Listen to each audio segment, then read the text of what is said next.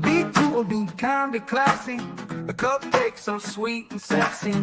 Have fun and enjoy the journey. Or just have a good attorney. No big whoop, no biggie. She lives near New York City. And not just a YouTube show. When you know, you better grab a straw. Learn about the law. It's cool here in the shade. Sipping motions and lemonade. Cool heads will prevail, kindness will never fail. Be classy and vastly wise. Oh, Melanie Little is going live. Oh no, where is Melanie? Follow the island's melody. Is a concert within reach. No surprise, she's at Jones Beach. She heard some music far away. Captain Jack Stack Harbor Bay. He sings and his piano plays. Not all sounds are waterways. Speaking Yiddish and Latin, it's not just for Manhattan. It's for Goethe and Meshegas. Ridiculousness that insanus. Oy vey, Marcus. Proceed, that's for schmucks. Be cool, be kind, be classy. A cupcake sweet and sassy. And not just a YouTube show. When you know. Cool heads will prevail. Kindness will never fail. Be classy and vastly wise. Melanie Little is going live.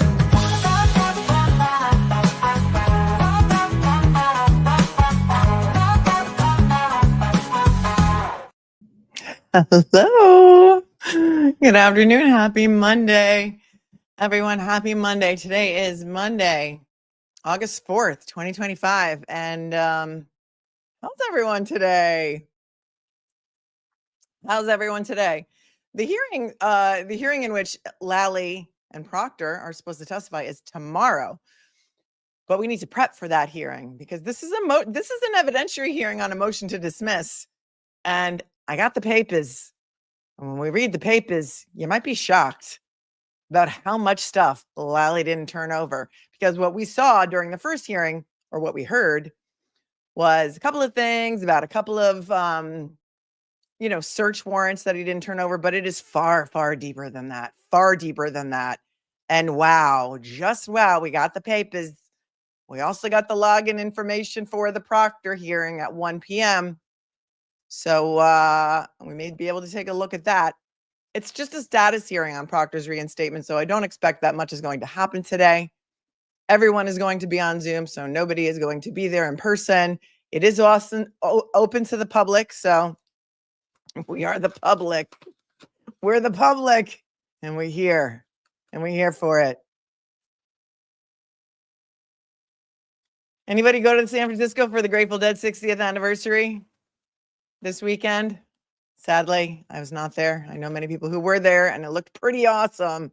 And if you had the chance to watch it on YouTube, they had it on YouTube Friday. It was 3 nights, Friday, Saturday, Sunday in Golden Gate Park. A lot of other players played. Billy Strings played. Sturgis, I forget his first name. Sturgis. I think there's a Dave Matthews neighbor. There's a Dave Matthews neighbor in the chat. Are you really Dave Matthews' neighbor? Because he's my boyfriend. He's my boyfriend. But I'm not with you. I'm with Dave Matthews. So anybody who is in San Francisco, if you didn't get a chance to see it, at least the first song for each night, it was streamed live on YouTube, and I believe it's still up. And they say never miss a Sunday show. And then last night they played the entire show on Sirius XM Live, which was pretty awesome. Sturgill Simpson, that's his name, Sturgill Simpson. I saw Sturgill Simpson with, and now I can't remember if it was with Dave Matthews or if it was with the Dead, like the Bob Weir thing in Cancun. I can't remember. Yeah, Sturgill Simpson, that's it. And Billy Strings and some other people like Graham Lesh, Phil Lesh's son, and his friends, Graham Lesh and friends, and Trixie Garcia was there, one of Jerry Garcia's kids, and Bob Weir's kids were there, and the son of Phil Lesh, and it looked pretty awesome. I saw the dead hundreds and hundreds of times with Jerry Garcia. And then I followed every iteration since. Rat Dog was one of my favorites. Rat Dog was Bob Weir's band. Rat Dog was pretty awesome. I miss Rat Dog. I miss Jerry. But I love John Mayer with The Dead. I think it's bringing a whole new generation of fans to the, the whole movement, lifestyle, family. And I love it. I remember, Bruce Hornsby played with Dead for a while. That was fun. Back in the 90s, it was a lot of fun. I don't know. Dave Matthews is actually married, so he's neither dating. He's not dating me, and he's not dating Emily Baker either, sadly. But he's married to his college sweetheart. They've been together for a very, very long time. And he's awesome. And it's just a joke when I say that. So don't start the rumors out there, because the Twidiots will latch onto it like they did, thinking that I was with Alan Jackson in Cancun with Dave Matthews many years ago. Luckily, that gave me some great merch ideas. So there's that. All right. How is everyone today? You might want to get some popcorn, get your snacks, your drinks, stay hydrated, because we got a motion, and the motion may shock you. Myles King, who is facing M1 charges in the shooting death of Marquis Simmons all the way back in 2021, right? Was in jail for so long. They held him for 4 years without a trial. And you're going to see what happened as a result of this motion to dismiss, or in the alternative, release King on bail and continue the trial date, given the voluminous late disclosed evidence. Does anybody remember when we watched the first hearing? I remember I was in New Hampshire at the time. I was on vacation. It was a couple of weeks ago, maybe 2 weeks ago, when Lally got on the stand, when he said he was removed from the Myles King case, because I seem to remember he said he was removed from the case in something like November of 2024. And that's why he said that he couldn't look at any of the documents, because he no longer had access to the file. Meanwhile, he still works in the district attorney's office for Norfolk County, and he still has access to the file, but he didn't review anything before he came to court to testify. But what I do believe is that he said he was removed from the case in November of 2024. I'm not quite sure why he was removed, but boy, was there a whole bunch of discovery dumped after Lally was taken off the case. And it begs the question, my friends, how long has this been going on? You know, I think in song lyrics, there's a song in there somewhere. How long has this been going on? Lally told us during the last hearing, he's been working for the Norfolk County DA's office since 2005. He's been there for, he said, when she said, oh, for 20 years? Well, he said, almost. So I guess it was in the second half of the year of 2005 that Lally came to work for the Norfolk County DA's office right out of law school.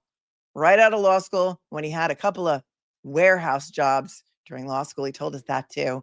He went to Suffolk Law, and he went to USC, University of Southern California, undergrad. Kind of wondering now if he's a Massachusetts born and bred, or if he's from California and he came to Massachusetts to work. I don't know. I have so many questions about Lally. I have no idea. But here's what Brina says. Lally needs to be fired today. But happy Monday. Happy Monday. Marissa became a new member. Welcome. It came up twice, Marissa J. I don't know why. And how dare you, has his or her fork ready. Let the barbecue begin. Barbecue's tomorrow, but we need some background on what the barbecue's about, because he's going to have a lot of splaining to do tomorrow. And he's throwing Proctor onto the bus for not turning stuff over to him. But it seems like, well, I mean, listen, at the end of the day, it's the district attorney's obligation to turn over discovery. Proctor's not in charge of turning over discovery. And we read a motion of yesterday. I don't remember, Friday. Proctor's attorney has made a motion to try and get the judge to limit his testimony to only the Myles King case. But as you may recall from that last hearing, we covered where Lally was on the stand. Judge Krupp wasn't having any of that. He's like, no, you can ask the questions about other things, custom and practice and habit.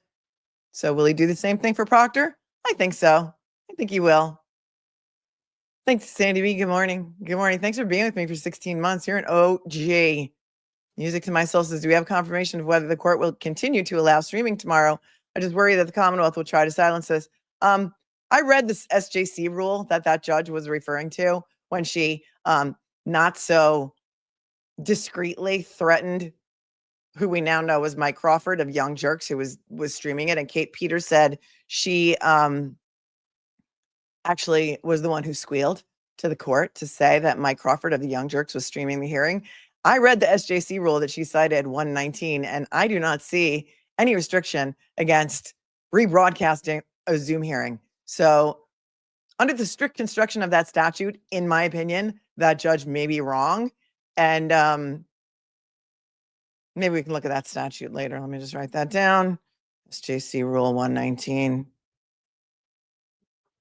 And so I'm not really sure what that was about and why that judge did such a thing. That was Attleboro District Court, right? I don't know. I read the statute, and that's not the way I read the statute. The way I read the statute is that you're not allowed to go into court and covertly record it and then play it later, or covertly stream it from the courtroom. If you're media and you want to do that, you have to get a special permission to bring your equipment into the courtroom or the hearing room or some other physical place. It has nothing to do with Zoom. So I don't agree with her interpretation of the statute unless there's some other statute. But the one that she pointed to, we might as well look at it now since we're here. Hang on a second. For the love of the traveling trooper says, good afternoon. Time for the papers. Time for the papers. Good morning. Good morning, Stacy. Peaches 1287 became a member and Stacy became a member. Welcome to you both. For the love of the traveling trooper says, spill the beans today for the barbecue tomorrow. Yeah, we gotta do a little we gotta do our due diligence. We gotta do our background. Gotta do our background. Pinky says, thank you for a wonderful ride. Thank you, Pinky, for being with me for 13 months. Elf says, listening while working, love it all. Thanks for being with me for 18 months. That is definitely an OG. The channel just turned 2. We just turned 2 on, I think, July 23rd. Let's take a look at this SJC rule.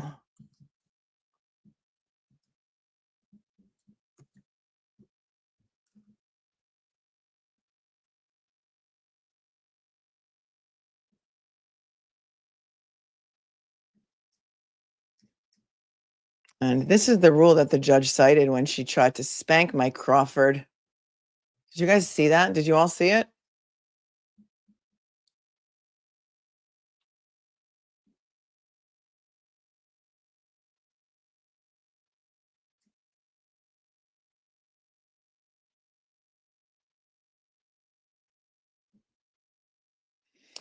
Here's the law that the rule that she cited. This is SJC Supreme Judicial Court 119, electronic access to the courts.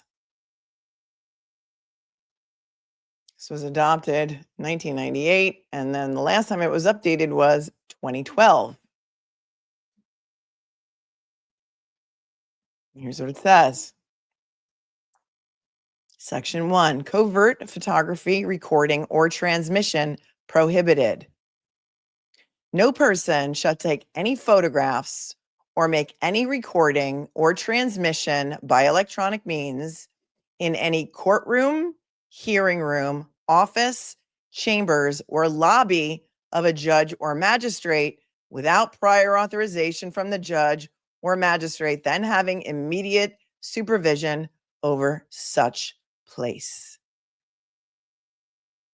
To me, under strict construction of this rule, because this was last updated in 2012, I don't know if they did Zoom in 2012 or WebEx or any of these electronic type hearings. However, in any courtroom, hearing room, these are physical places. This is not internet type stuff. And then it moves on to say electronic access by the news media. This is section 2. A judge shall permit photographing or electronic recording or transmitting of courtroom proceedings open to the public by the news media for news gathering purposes and dissemination of information to the public, subject to the limitations of this rule. Subject to the provisions of paragraph D, the news media shall be permitted to possess and operate in the courtroom, all devices and equipment necessary to such activities. Such devices and equipment include, without limitation, still and video cameras, audio recording or transmitting devices, and portable computers or other electronic devices with communication capabilities. The news media shall include any but again, this is in the physical courtroom, bringing your equipment into the courtroom, right?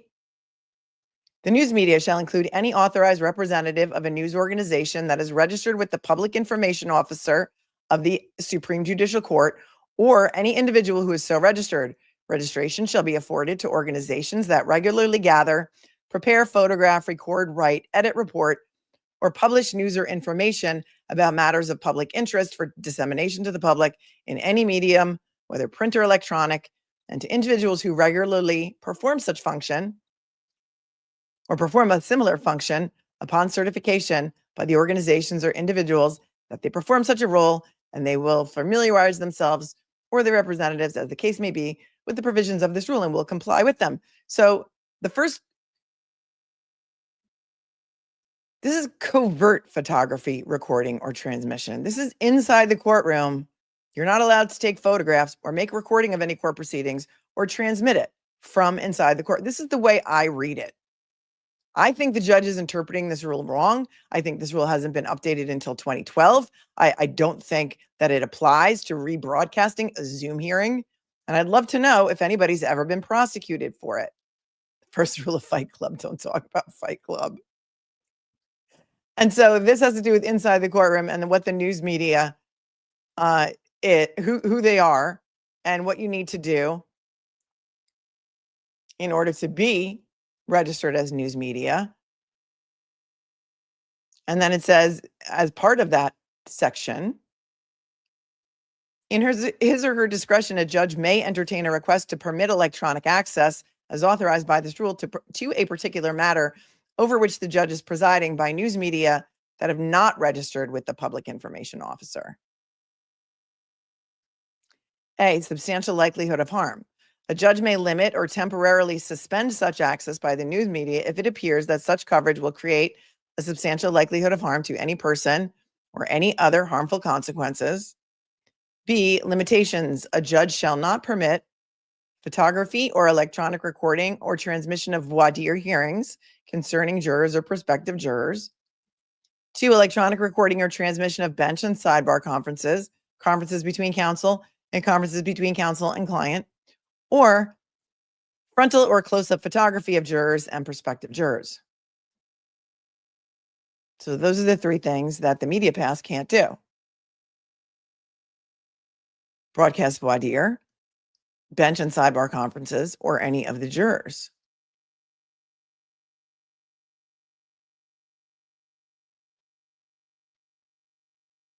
Minors and SA victims may not be photographed without the consent of the judge, and it tells you where you have to position your equipment in the courtroom.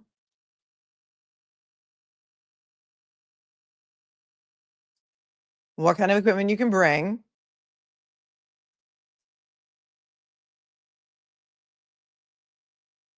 Advance notice, but this all refers to media.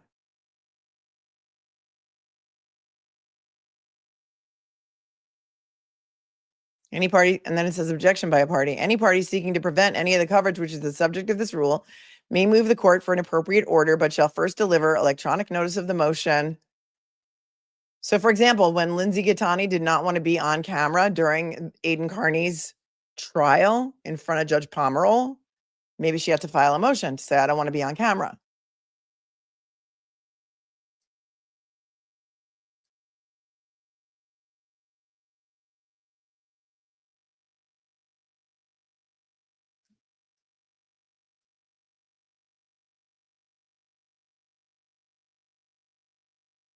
And then it goes into other recordings. Section 3, a judge may permit the use of electronic or photographic means for the presentation of evidence or the perpetuation of a record when authorized by law for other purposes of judicial administration or for the preparation of materials for educational or ceremonial purposes. And then the only definition given in this rule is, for purposes of this rule, the term judge shall include a magistrate presiding over a proceeding open to the public. The term minor shall be defined as a person who has not attained the age of 18 years. And that's it.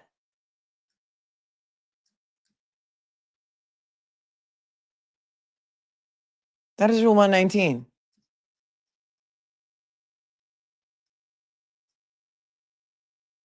So, the way I read it, he didn't do anything wrong.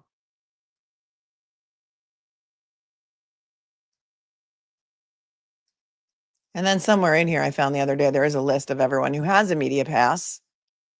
But the media pass allows you to get into court as a member of the media. Public is allowed to go in as a member of the public.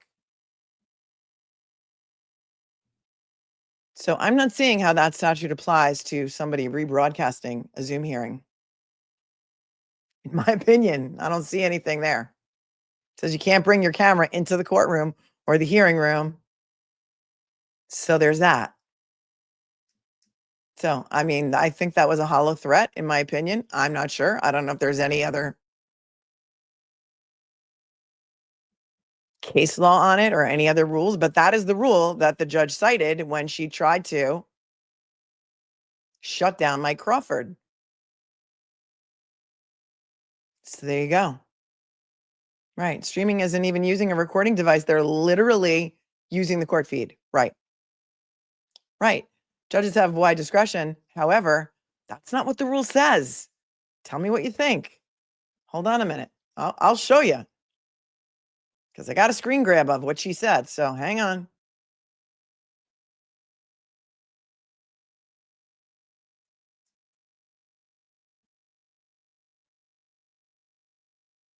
It just doesn't want to pop up right now.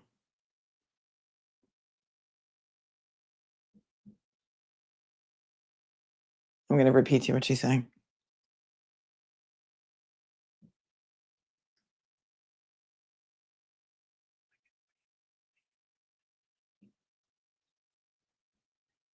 Good morning. This is the first session of the Attleboro District Court.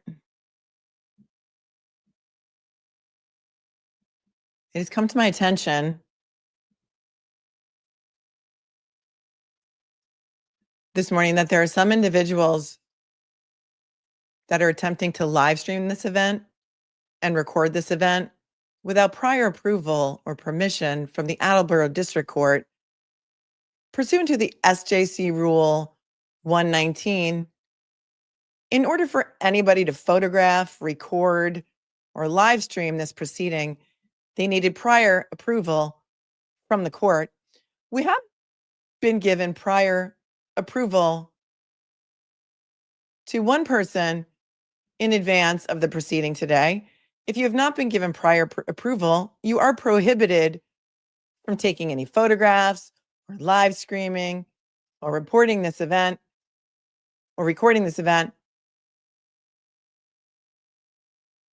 This proceeding is recorded by FTR. It is a mechanism that is, you could receive transcripts or minutes from the hearing or the recordings themselves with a request from the court. If anyone is in violation of this rule and is live streaming the event and we become aware of it, you'll be taken off the Zoom. You could potentially be held in contempt of court and face sanctions such as fines or even incarceration for violating the rule of this court. We're going to proceed in this matter. And if we do learn that anybody is violating this rule, once again, you will be taken off of the Zoom line. And then she keeps going. Commonwealth versus Lindsay Gattani. Good morning, Your Honor. They state their appearances.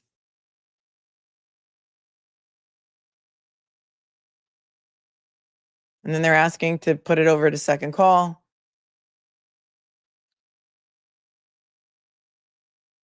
And then she's going to say again,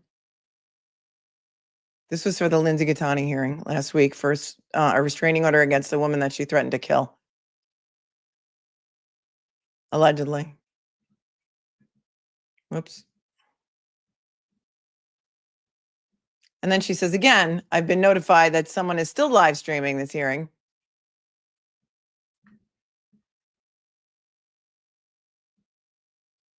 I understand there's an individual still live streaming this event, and I asked that they be taken off. And then he gets removed from the Zoom, and that was it. He just got cut off. And I disagree with her interpretation of that rule. I've never seen any judge enforce that before in the Massachusetts cases that we've covered, in the hearings that we've live streamed. And I disagree with her interpretation of the rule. You can let me know what you think. That's the rule she cited, and I disagree. So I've got the Zoom in information for Proctor at 1 o'clock. Hang on a second. Hold, I need to take this. Hang on 1 second.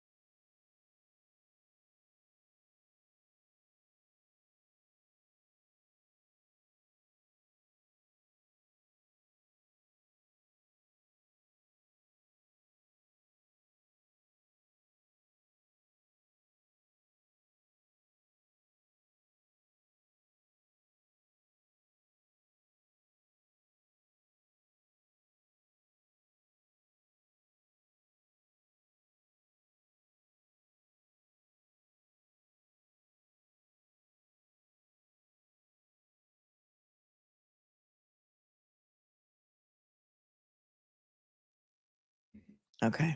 It's impossible. For those of you who don't know, it's pretty much virtually impossible to take care of any of your personal business when you live stream for a living all day long. Okay, here we go. This is the this is on the Myles King's case. So this is everything that we're going to learn everything that Lally did not turn over when he was in charge of the Myles King case, and why this evidentiary hearing is happening. Part 2 of it is tomorrow. And so here's the motion that was filed by Rosemary Scapicchio, my new spirit animal, all the way back in, I think, May. This is docket number 95 in the Myles King case. This is defendant's motion to dismiss, or in the alternative, release King on bail and continue the trial date given the voluminous late disclosed evidence.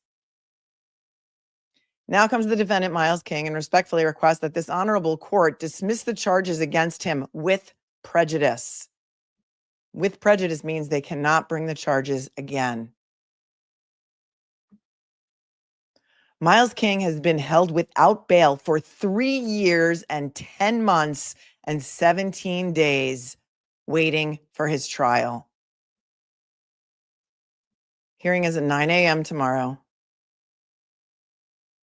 Let me just give you a quick background on the Myles King case for those of you who are not familiar with it.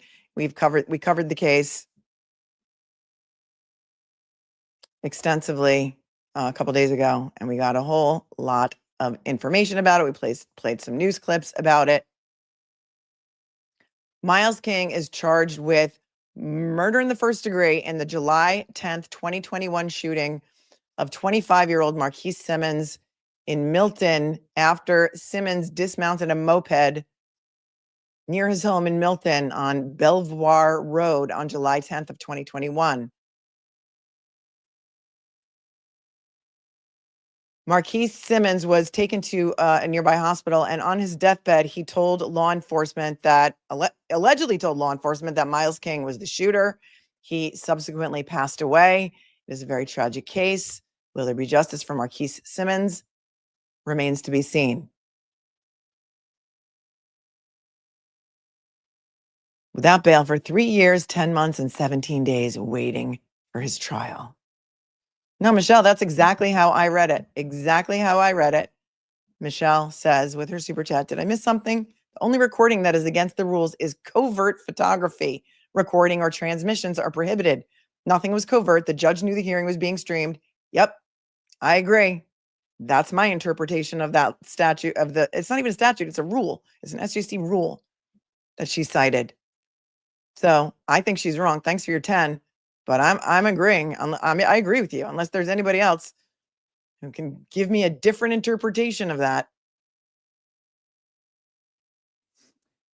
Cena says, I think the rules need to be updated, but not following court order may lead the judge to say no transmission at all, only in person. That hurts everyone. Okay, well, I think she's wrong. Are you saying that I shouldn't stream the Michael Proctor hearing today at 1 o'clock? That I should just listen to it covertly? I mean, I should just listen to it since I got a WebEx invitation to it and not let you guys see it? And just, repeat to you what they're saying? Because I don't know. You have to strictly construe the rules. The rules are construed against the person who drafted them. And that's the way it's drafted. I disagree with her. And I think she's wrong. Thank you, Texas Tan Girl, for being here for 6 months. And thanks, JoJo, for gifting 5 memberships. Welcome.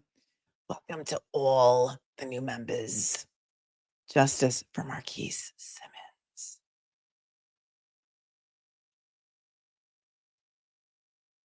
Craftastical says, per SJC Rule 119, you are strictly prohibited. Hold on. Wait, let me pull that because that's a good quote there. You are strictly prohibited from, I'm going to read it because I can't find it now. I'm behind in the chat. From making any unauthorized recording of the hearing taken from the Zoom info on Attleboro Court website. But that is not the way that I read the rule. That's a different interpretation of the rule. That says if you are in the courtroom, you cannot record it from inside the courtroom unless you are media and you ask for prior permission. That's the way that I read it. Are they misconstruing that on purpose so that people don't do it? And putting that up on their website. I don't think that's what the rule says. I just don't. I mean, I've only been doing this for more than 30 years, but to me, that's what the rule says. And listen, if you want to update the rules to say that nobody can live stream Zoom hearings, then you need to update the rules. Because in 2012, when that rule was drafted, I don't know if we did video conferencing then. Does anybody remember back that far? Proctor's today at 1 p.m. Does the rule apply if you record through a window? Well done, Alex. Well done. All right, let's keep going. So they held Myles King without bail for 3 years, 10 months, and 17 days. The Commonwealth waited until the 5 months before trial to turn over crucial and voluminous evidence to the defense. Counsel is in the process of reviewing 6 search warrants and affidavits not previously provided involving the following.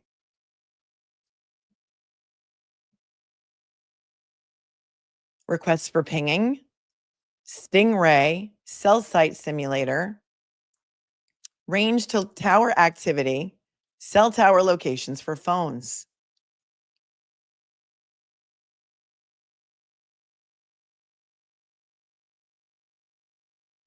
That's interesting. KLM says a channel live streamed Attleboro this morning for Joe Warren for his alleged witness intimidation against Mary Bagwell. The lady Lindsay Gattani threatened. No issues watching that. Different judge. This judge's name is like Michelle Armour or something. Michelle Armour, something like that. Thank you for your super chat. Additionally, a sample of the late discovery includes, okay, now there is a list of 18 things that were just disclosed 5 months before the trial was scheduled for Myles King. Number one, numerous police reports from July of 2021. 2, MSP crime lab reports. 3, BRIC reports of other suspects. 4, at least one witness who died before his name was ever turned over to King. Let me repeat that. 5 months before the scheduled trial of this case, Myles King, which was scheduled for September 2025, the Commonwealth turned over at least one witness who died before his name was turned over to King. Number 5, ATF trace summaries. 6, license plate reader information. 7, preservation requests and information from Facebook, Snapchat, Twitter, and YouTube. 8, photo arrays. 9, tower dump records and analysis of tower dump records. 10, phone information charts. 11, police reports from Milton Police from July of 2021. And we heard during the last hearing that the prosecutor, I think it was Greg Connor, said that he has 2 Milton police officers to testify at this hearing as well, which is going to be continued tomorrow at 9 a.m. and we will cover. Number 12, police reports from Quincy Police from July of 2021. 13, T-Mobile Calea, C-A-L-E-A. Not sure what that is, but Google is my friend. 14, T-Mobile lawful intercept worksheets from July 11th, 2021, July 14th, 2021, August 3rd, 2021. 15, Bodie DNA case report. 16, 911 radio transmissions. 17, August 2019 social media post by Myles King. 18, jury minutes, grand jury minutes dated 4/16/25, 4 years after indictment for King's jail calls. 19, Coplinks report. Coplink reports, just to name a few. Counsel is placed in the untenable position of putting aside standard trial prep in order to review the voluminous new discovery while simultaneously having to reinvestigate this entire case.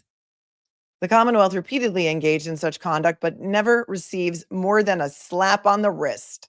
So it continues depriving defendant of their rights due to their rights to due process, a fair trial, and effective assistance of counsel. I'm going to read that again. The murder of Marquis Simmons happened in 2021, July. Less than a year prior to John O'Keefe's murder, same year as Sandra Birchmore's murder. Lally's the DA assigned to this case, or the ADA assigned to this case. He's been there for 20 years.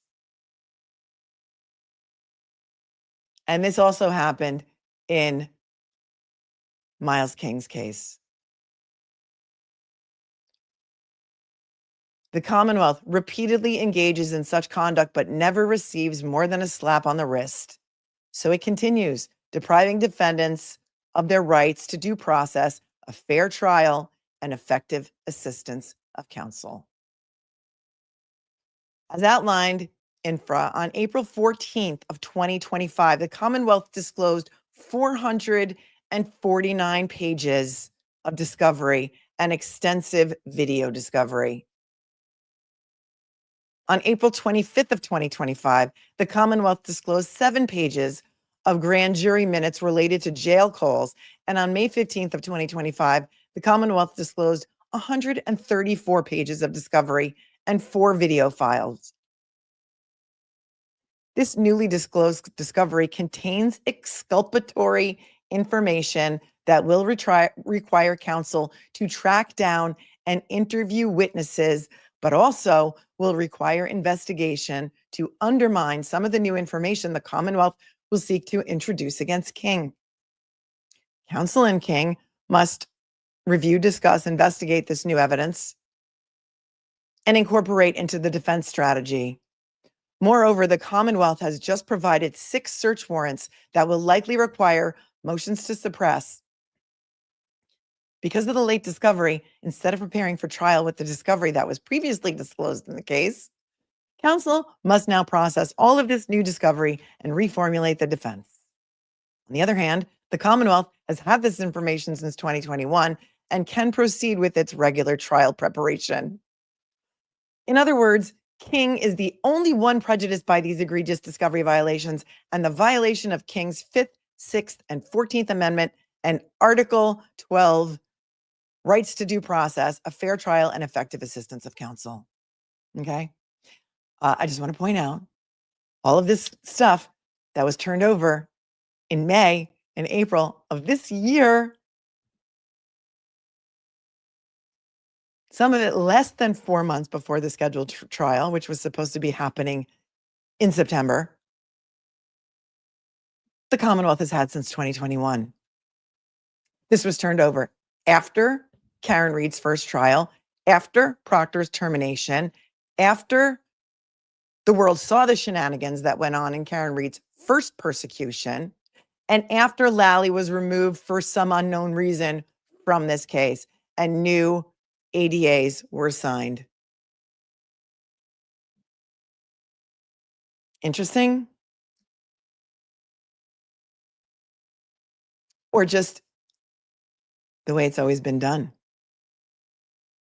And if Karen Reed's first trial, had not exposed all of these shenanigans, tomfoolery, and ballyhoo, and potential corruption, because remember, Proctor was let go the same day the mistrial was declared in Karen Reed's first trial, July 1st, 2024, right? The late disclosure violates King's rights pursuant to the 5th, 6th, and 14th Amendments to the U.S. Constitution, as well as Article 12 of the Massachusetts Declaration of Rights, citing Brady v. Maryland, Kiles v. Whitley, U.S. v. Bagley, and a bunch of other cases. As such, the charges against King should be dismissed with prejudice. And that's what we're watching. We've already watched part 1 of this evidentiary hearing on this motion to dismiss. Because unlike Judge Cannoni, Judge Krupp said, yeah, we're going to have a hearing. And Lally's going to get on the stand and he's going to tell us why he didn't turn this stuff over, what he had, when he had it, and why he didn't do it. And remember, during that first hearing, Lally had an attorney with him. And the attorney got up and said, Your Honor, Judge Krupp, Lally shouldn't have to take the stand. He can just sit here at counsel table and answer his questions from there. And he shouldn't have to answer questions. He should just be able to, narrate from defense table. From prosecution table. And Judge Krupp was like, no, he can get up and he can sit on the stand, just like happens every single day in this courtroom and others in this state. Right? And he did. And he made him get up there. And there were some questions that were objected to. And some objections the Judge Krupp sustained and some he overruled. He's saying some things about what kind of training you got when you came to the DA's office. But he did allow him to testify about his system. Apparently, they don't have any kind of electronic tickler system like every other law firm has had since the 90s. The tickler system is like a reminder system. You can tickle, it's like tickling something to remind you. You can set reminders like every month, follow up on Proctor discovery, and it will come up on your computer. Back in the day, it would just pop up on your computer. There's programs for that. Every attorney's office has one. How else do you keep track of deadlines and statute of limitations? It's got a lot of explaining to do. And at the end of the day, he's the one holding the bag. It's not on Proctor. It's on him.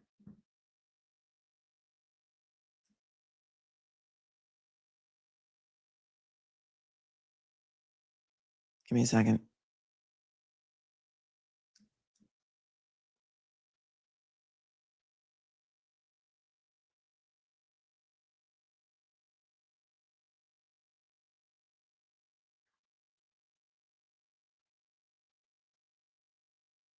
I'm going to log into this WebEx, so just that I have it.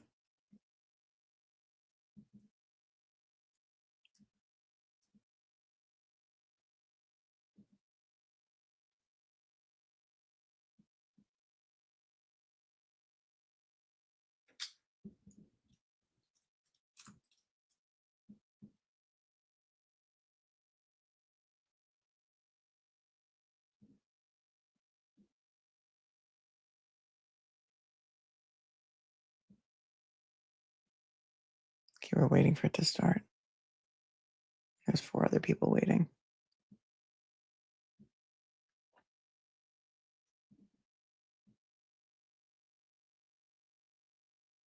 Procedural history. If anybody else is in that WebEx, make sure you are muted. Make sure you are muted, because if they hear me talking, they're going to think it's me. Please, for the love of the traveling Mary. There's 2 little things on the bottom. It says unmute and start video. Keep them on the red with the X through it. Happens a lot. On July 11th, 2021, Myles King was arrested and charged with murder, carrying a firearm without a license, and possession of a large capacity firearm. On December 21st, 2021, King was arraigned in Norfolk Superior Court on the charges outlined in the above captioned indictment. On December 22, 2021, defense counsel filed a motion for general discovery. The Commonwealth claimed it had turned over all discovery. Okay. In December of 2021, the Commonwealth claimed it had turned over all discovery. On June 16th of 2023, the court held a hearing on a discovery motion for CJIS information that the Commonwealth said was not in its possession. The court set a compliance date of August 14th, 2023 for all outstanding discovery for what King thought was all discovery. The Commonwealth represented that all discovery was complete. How many times have we seen this? We saw it in the Karen Reed case too. And then, miraculously, video just started revealing itself. Other evidence just started revealing itself. 1 second.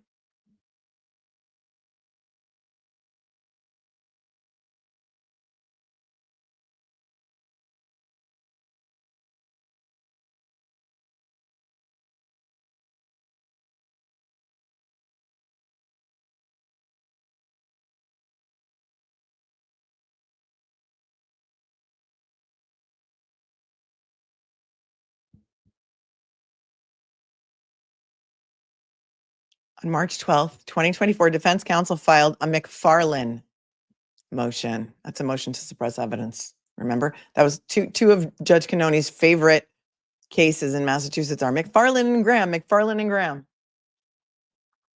On October 21st, 2024, based on the Commonwealth reporting that discovery was complete, this court set a trial date of September 9th of 2025. On February 20th of 2025, King filed an additional motion for discovery regarding Trooper Proctor. On April 14th, 2025, at the Proctor discovery motion hearing, the Norfolk County District Attorney's Office handed counsel for King an envelope containing additional discovery materials in this case.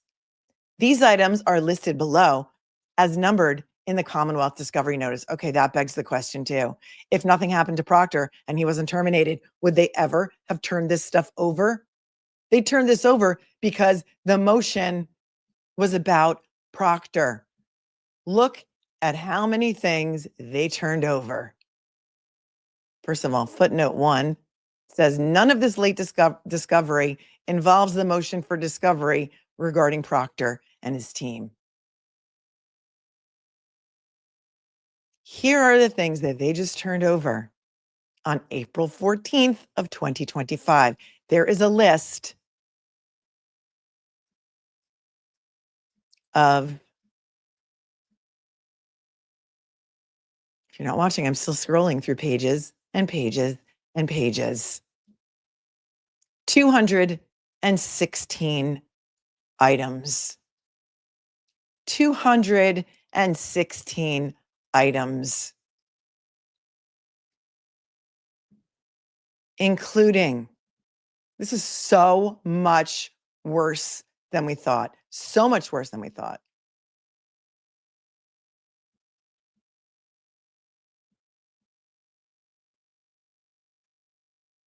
Look at the list of things They just turned over. Would they have turned it over if Proctor wasn't in trouble?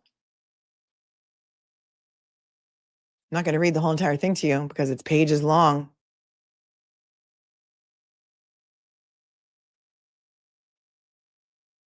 But I will go slowly so you can come back and screenshot it and read it if you want. There's number 4 is a Facebook.com preservation request response from July 14th of 2021. Yep, Cosgrove did it in Turtle Boy's case too. Except his case doesn't go back to 2021, right?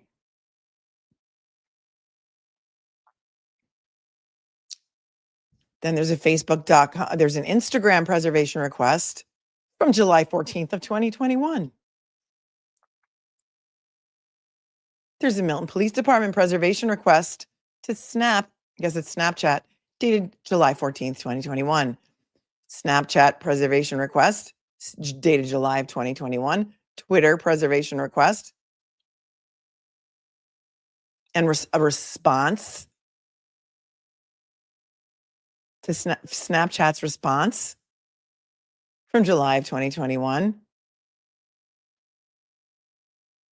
YouTube preservation requests and response from July of 2021. Facebook response regarding all of this from July of 2021. Milton Police Department chain of custody of evidence dated July 13th of 2021. Can you believe this? Of course you can, because we've seen it. How long has this been going on? More things involving Facebook and Twitter. Milton PD investigation management narrative report of Sergeant Clifford Murphy, dated July 27th of 2021.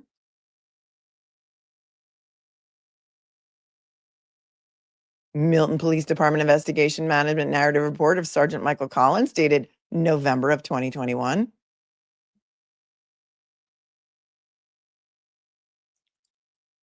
ATF firearms trace summaries dated April 5th of 2019. 2 of those summaries.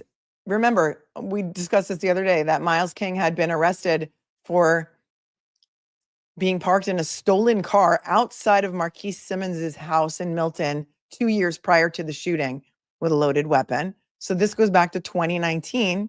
Nothing to see here. More stuff from Snapchat from 2021. Milton Police Department MasterCard detail for V. Lawson. Oh, 2021. Commonwealth's Fusion Center Bolo for Mr. King. 2021. Vehicle description report for license plate numbers. Massachusetts driver's license for somebody named D. Murray and a criminal history for D. Murray. Printout regarding D. Murray. Was this the witness who perhaps passed away before his name was turned over? Maybe. We don't know. We're going to find out more tomorrow during the hearing. Driver's license and criminal history for somebody named Jay Carrasco. M. LaCourte. All of these people.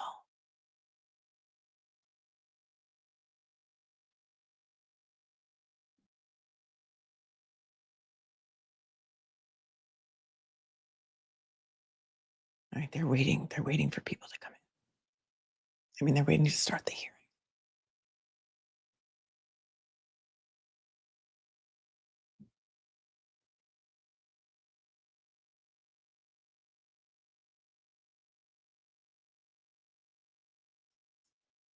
More information regarding another person named S. Simmons. T-Mobile exigent request forms from July 2021. More information regarding this is Brianna Gardner. She originally was a co-defendant, but I think they've decided to drop her charges. I'm not sure why. They filed a null pros on that. Photograph arrays, eyewitness identification forms, letters to Sprint from January of 2022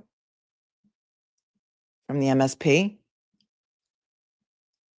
Letters to Verizon Wireless from MSP dated January 2022 regarding tower dump records. Fact receipt sent to Sprint.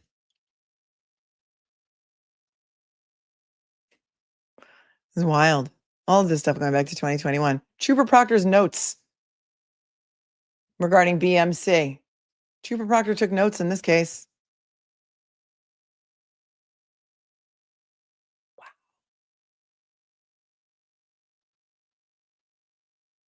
Email to Trooper Proctor from BMC Detective M. Loud. Notice how these are conveniently not dated. T-Mobile Expedited Response Form, Crime Lab, a return to MSP Detective Unit form from March of 2022. All this crime lab stuff not turned over until less than 6 months before trial. And the guy's been in jail for something like 3 years and 10 months.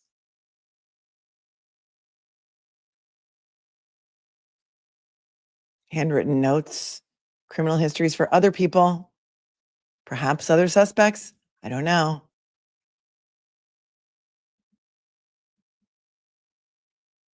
We're waiting for the Proctor hearing to start. There's 13 other people waiting, so we'll see if it happens.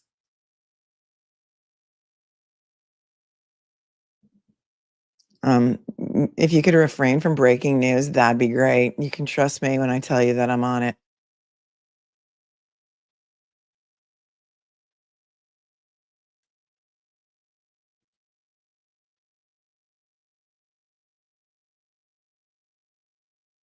Still hasn't started. Typewritten notes, we've got printouts, we've got all kinds of things.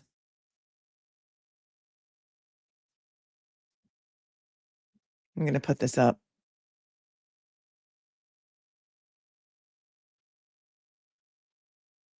So that we can just be ready when it starts.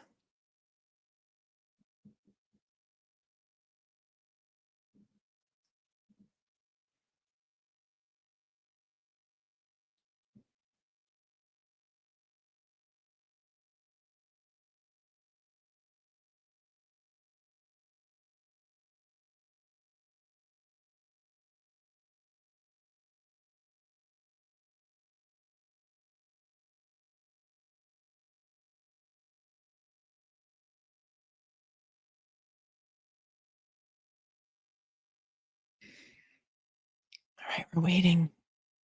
There's 14 other people waiting. It's a status conference, so I don't expect a lot to happen, but we're here, so we might as well see. This is regarding his reinstatement or his potential reinstatement or the fact that he wants to be reinstated. Former disgraced, disgruntled Trooper Michael Proctor. It's an administrative hearing.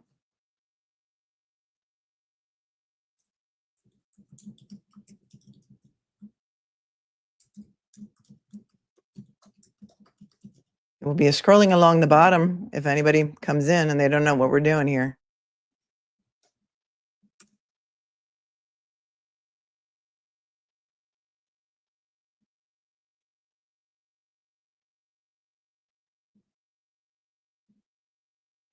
And we wait. Does he have to be there? Yes, but everybody's going to be there by Zoom today, including him.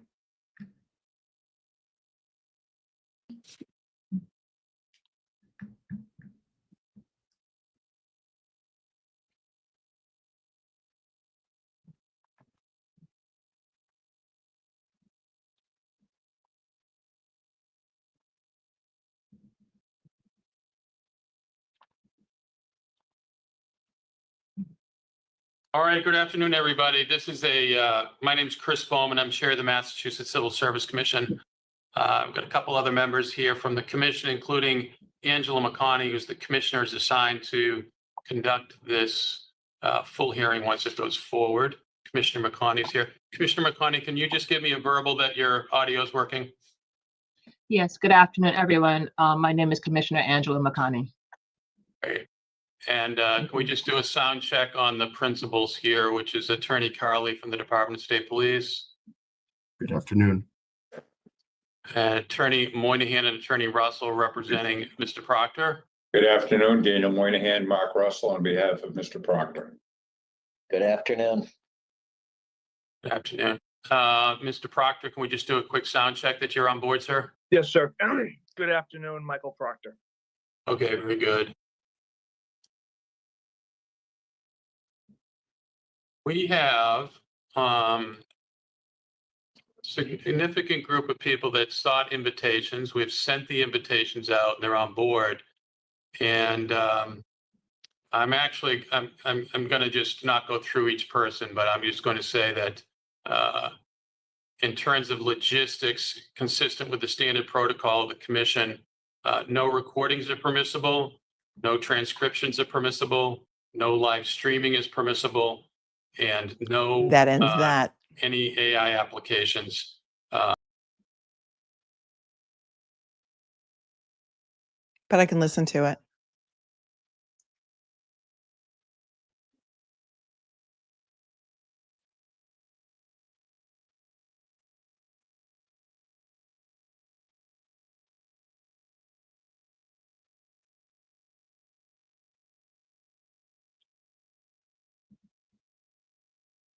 It's okay. I'm listening.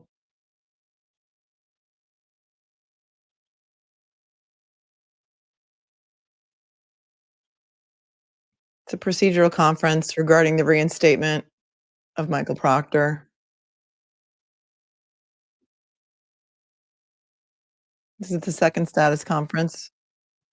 And the focus is to get ourselves prepared for up to 5 days of full hearings on the issue of whether or not there was just cause for the state police to terminate Mr. Proctor from the state police.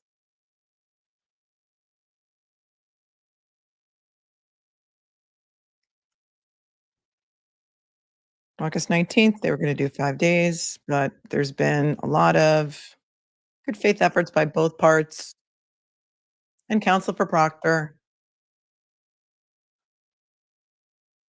An aggressive time schedule that's been. No, I can't record it and I can't restream it.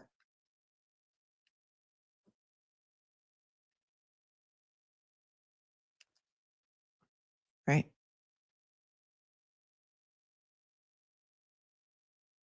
Friday, the parties submitted a joint request for an adjournment.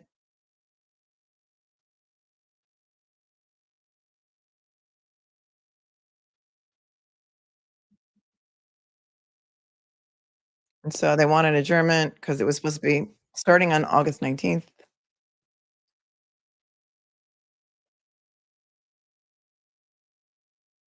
As of right now, it's on our docket to start August 19th, 2021, 26, and 27.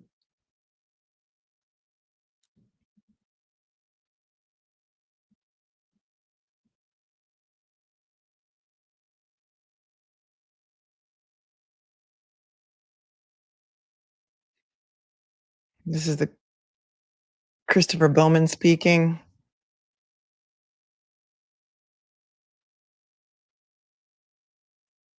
He's going to decide within a day or two whether or not he's going to give an adjournment, but he wants to know what their issues are, what the issues are.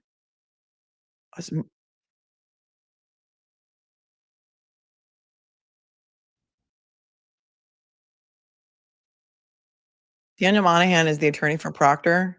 He was also the attorney for Proctor that filed the motion in the King case. Hold on. Hold, please.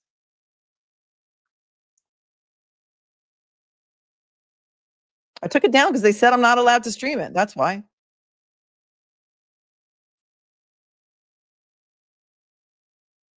They said they would kick me off if I did. And you know, Kate Peter is watching.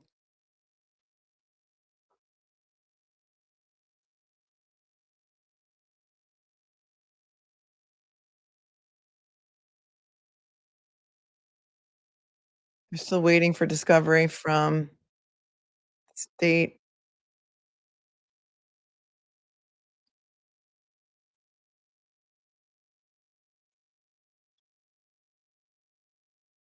It's locked. You can't get in anymore. It's locked. Stop. 279 files they're looking for. So we can't go forward on the 19th because they didn't give us any discovery that we're waiting for.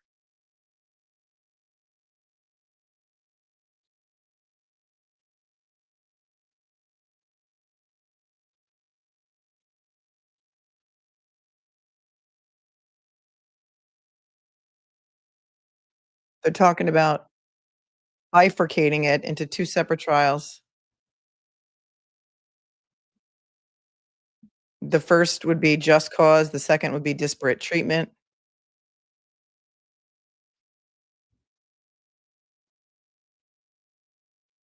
Said they could do discovery by September 15th.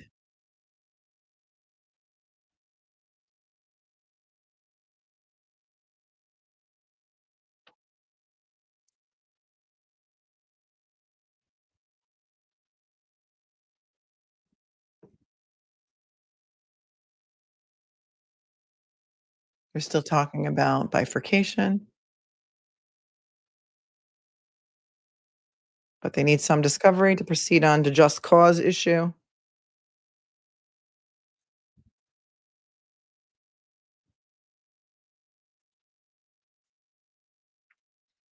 We made a motion, we don't have access to it because it's an administrative hearing.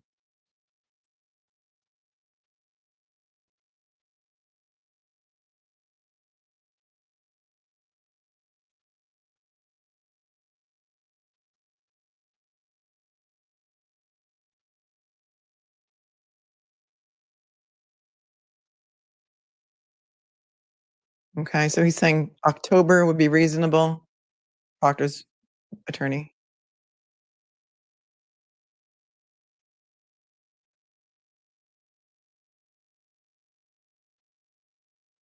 But we could proceed on just the just cause part of the argument. If they give us some discovery, we could do that by September. If they give us the emails we're asking by August 12th, we could go into September.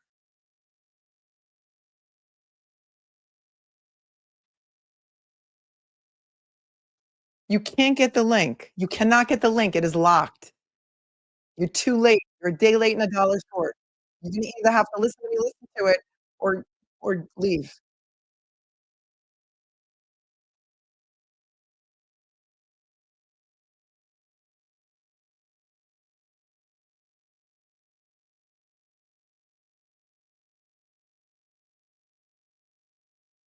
Dan Moynihan, the attorney for Proctor, saying it's complicated. We still need a lot of stuff, but we know you wanna do this soon, so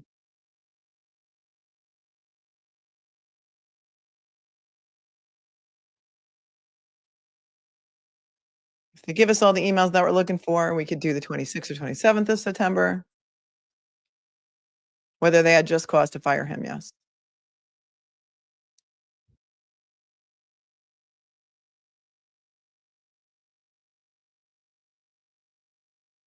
Then, he's giving the attorney for the state police a chance to respond.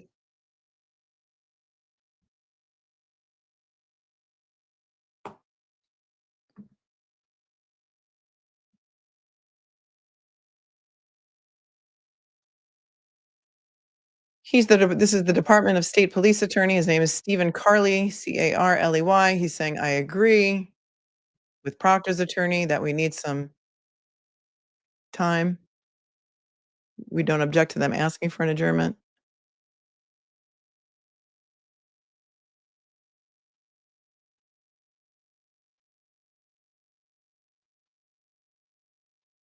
Well, the department's working on getting them to discovery, so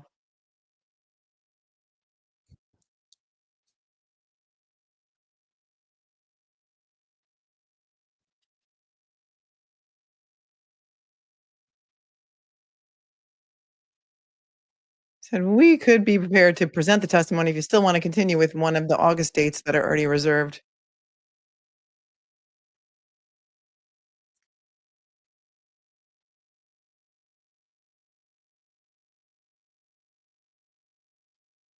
He only has one witness. And they could do that in under 1 day without just cause.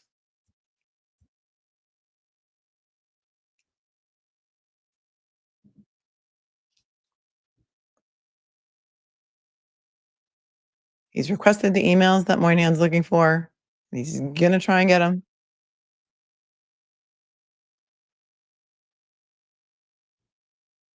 Doesn't know how long it's gonna take. But if I had a date, I would give it to you how long it's gonna take.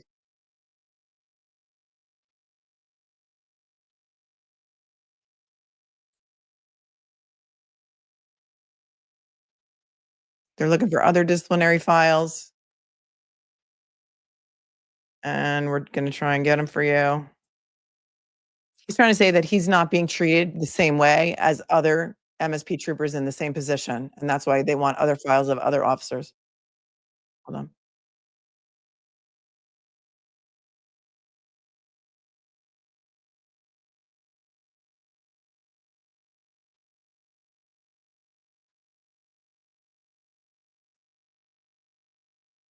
And so just cause saying, if you just wanted to do the just cause, if you want to bifurcate it and two separate issues, we can do a just cause hearing in August on the original dates.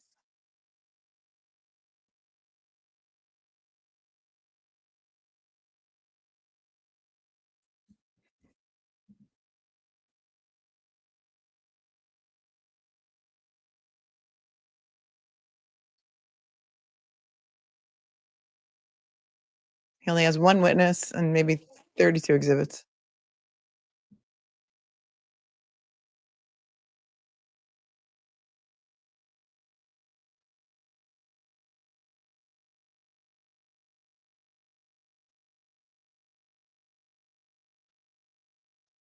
Hold your questions because I have to listen. I can't stop and rewind this. It's live and I can't play it because they said I can't.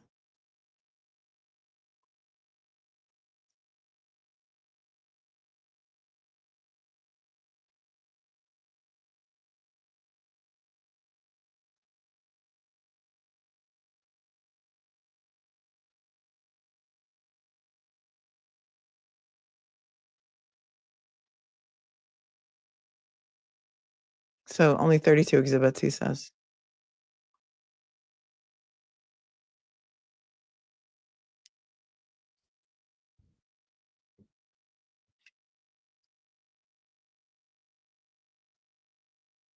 The hearing officer is saying, with the exception of the 32 exhibits that you have, those are all in your possession right now. Yeah? And he says, yeah.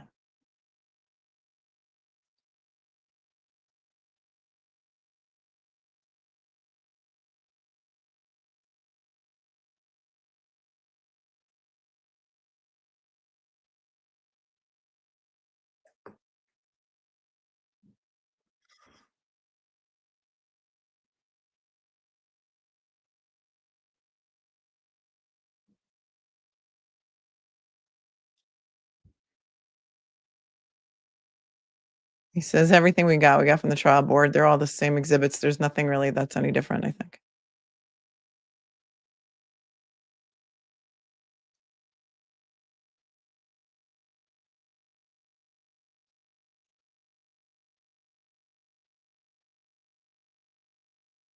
If we bifurcated and moved the first date of the hearing to August 26th, can we move forward? I mean, it's really just scheduling is what I thought this was going to be anyway.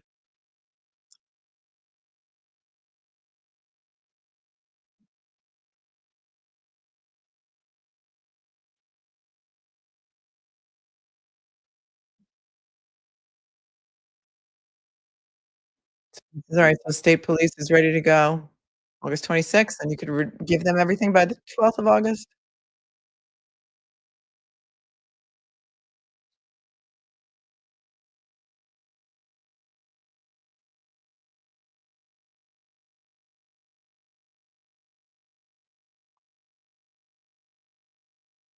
Confident you're confident that your testimony would be 1 day or less of the detective lieutenant? And he said yes. Or the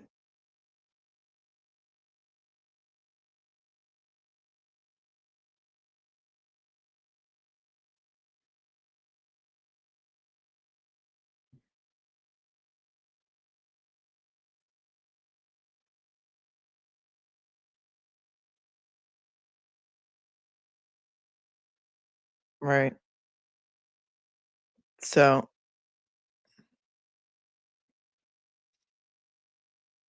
August 12th, Proctor's attorneys want all of the emails that have to do with just cause for his firing.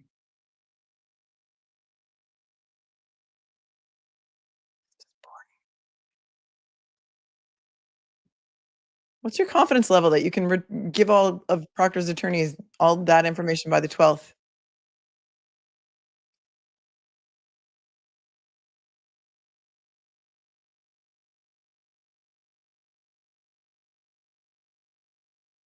Much more likely than not, he says he could give them everything by August 12th. What's today? August 4th.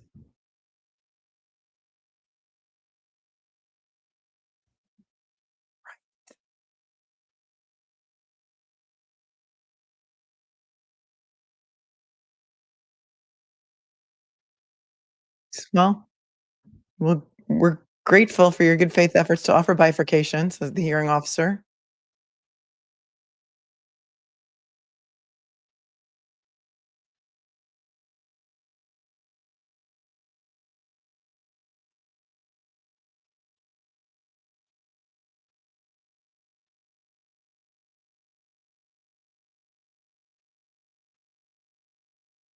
Moving to October, we are receptive to that, says the hearing officer. Given the circumstances that you have set out today,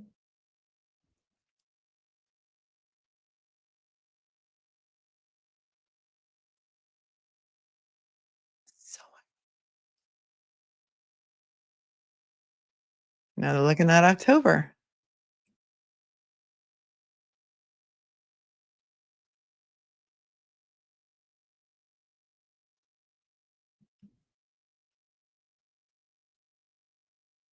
Should we reproctor him? Hang on. Should Proctor be reproctored? Isn't it ironic that Proctor's waiting for discovery?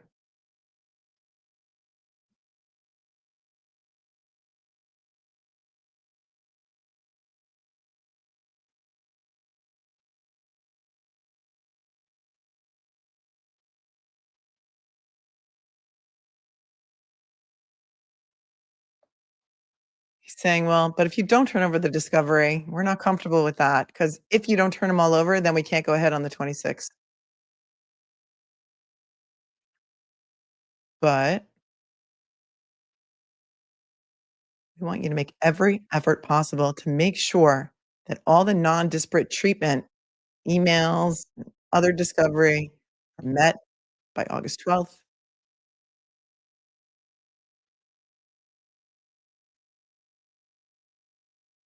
And we'll agree to a quick turnaround on any motion in limine. The commission could act on a motion in limine quickly. So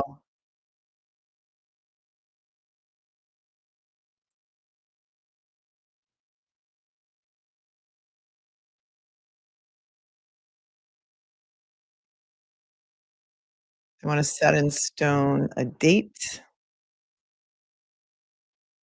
probably the 26th.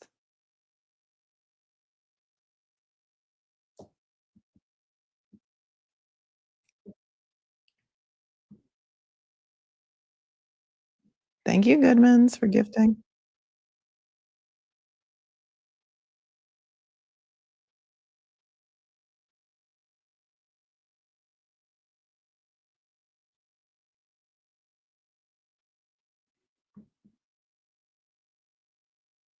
It's not desirable on this end at all, he says, to push this to October for cross-examination. They should do it like the day after the guy testifies.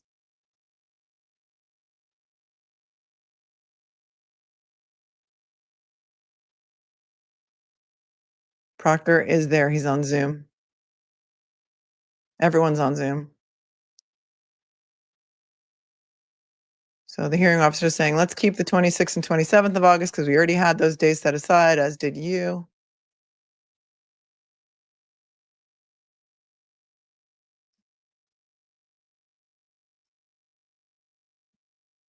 Thank you, Gigi, for gifting 5 memberships.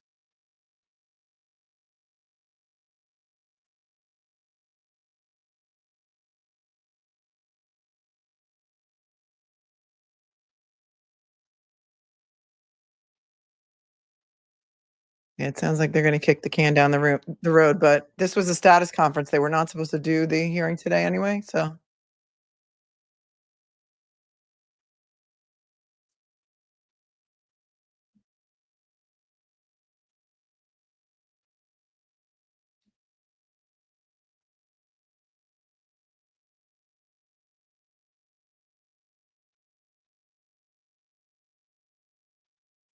So that's the initial feedback of what they want to do. There's motions pending.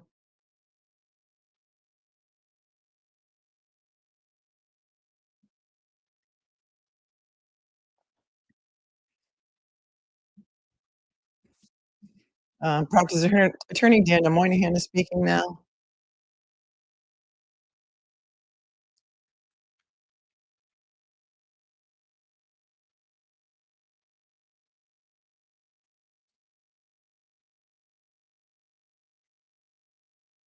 What? He says if we don't have those emails by the 26th, then what are we doing with the 26th? The 26th would be the direct examination of Michael Proctor, not cross-examination.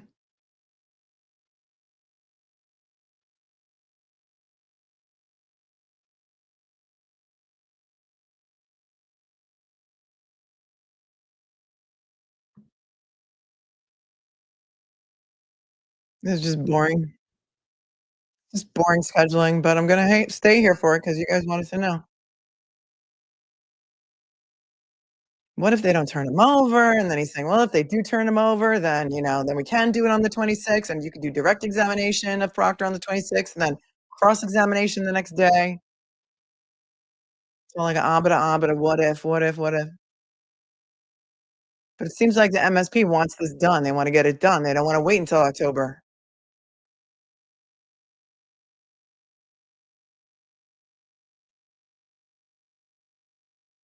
He's saying, we want 2 days of hearing in August. So it'll be 5 days altogether. 26th for direct, 27th for cross. Only if there's extraordinary circumstances, then we won't do it on that day. Forthwith, get us dates for October so that we can do the second part of the hearing, which would be on disparate treatment or anything other than the just cause for his firing.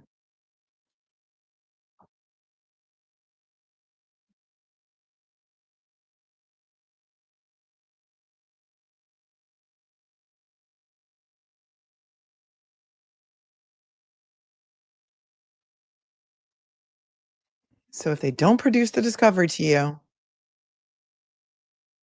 by the 12th, and there's some insurmountable reason why they can't turn it over to you,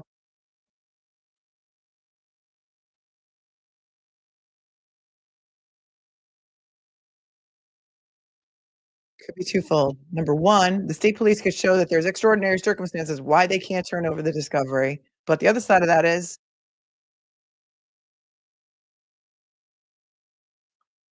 but if Proctor's attorneys can show that he's being prejudiced by them failing to turn it over, then we may decide in his favor.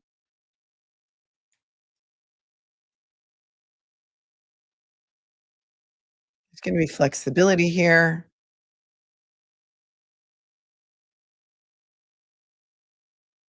If you come in October and they give you more discovery, and then you need to recall the state police's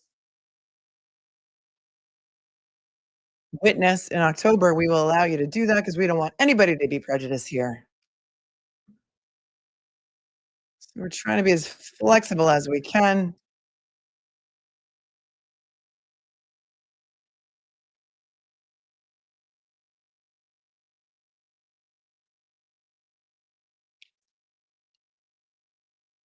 Seems like they really want to get part of this hearing done in 2 days in August, and then come back in October for the rest of it.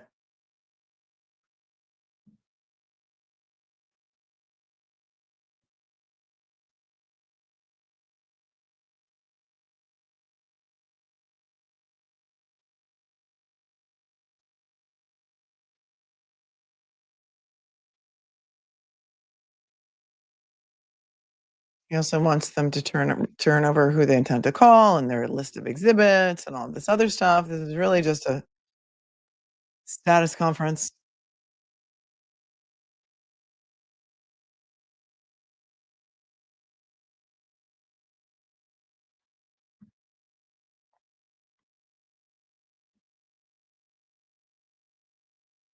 DLT Dwyer, Detective Lieutenant Dwyer. That is the one witness for the MSP. Anybody know who that is? Detective Lieutenant Dwyer? Is he the one like that did the internal affairs investigation on Proctor? That's the only witness that the MSP is going to call.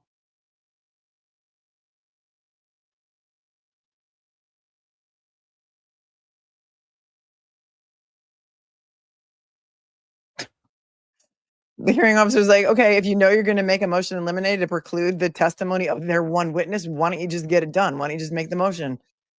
And Moynihan's like, well, I got to draft the motion. And the hearing officer is like, okay, so just draft it.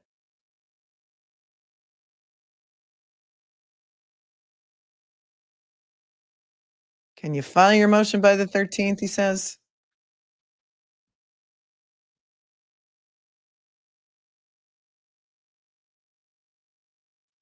Deadline for the motion in limine is August 13th.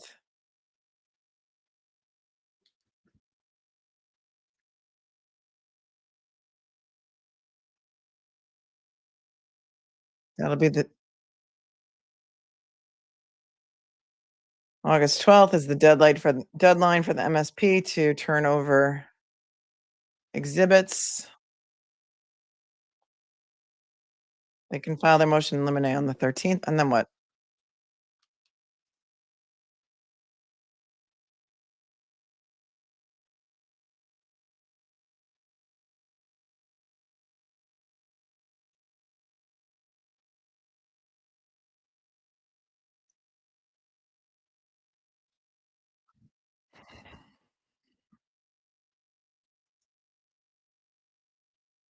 No, the 12th is for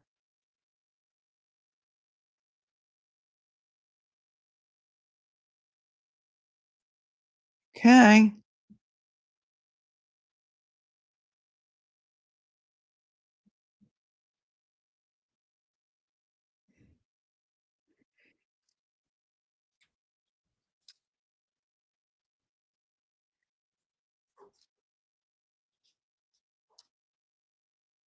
All right, so it sounds like I'll recap this in a minute for you. Next time, I'm not going to do this in real time because it's just so boring. And you're sitting here waiting for me to just repeat it. And you guys don't understand how slow the wheels of justice turn, I think, based on the comments that I'm seeing in the chat. This stuff just takes forever and ever and ever.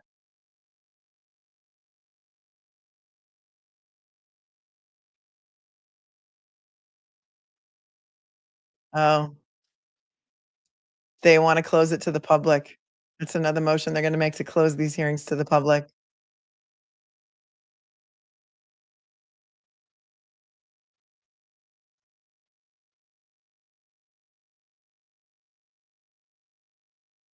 They may move to close this to the public, which I'm not surprised. It's an administrative hearing. I'm surprised that they had a public WebEx. All right. Goodbye, Michael Proctor.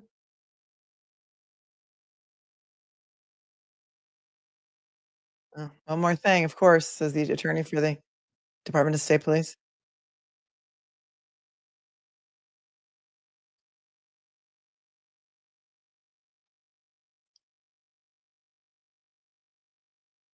It's like, I appreciate all your flexibility, but I want to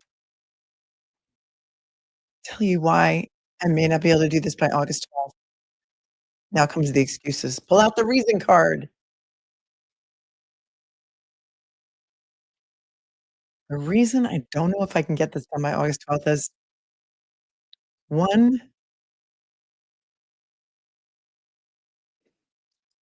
I got to request it from another agency, all these things they want. And I don't know how long it's going to take them to respond to me, all these emails. So it's outside of our control whether or not they're going to respond to us. Also,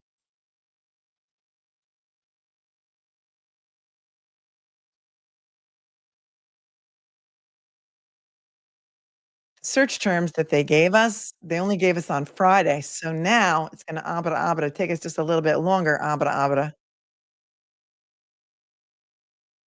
But until Friday, they didn't give us the search terms for the emails that they wanted us to search, that we got to give to another agency for them to search. So I don't know if they can respond to us by the 12th. Dude, you should have brought this up before we had this whole hearing and this discussion on dates.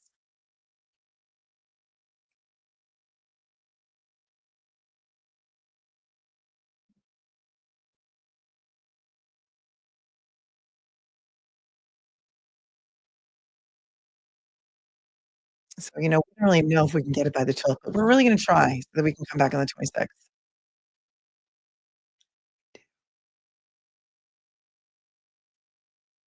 He's like, you should be ready to roll on August 26th to present your case, MSP attorney Stephen Carley.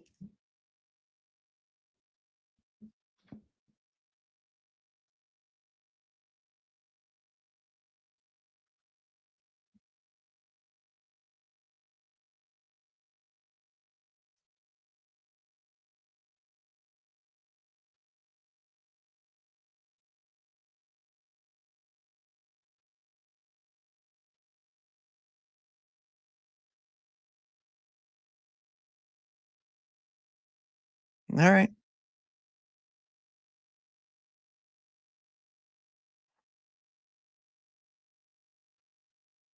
Close as possible to the 12th. Could you please, he says, could you please get it done? It's like, they just keep stalling and stalling and stalling. It's important. And there's a lot of resources being expended by all parties here, including Mr. Proctor, to get this case off the ground.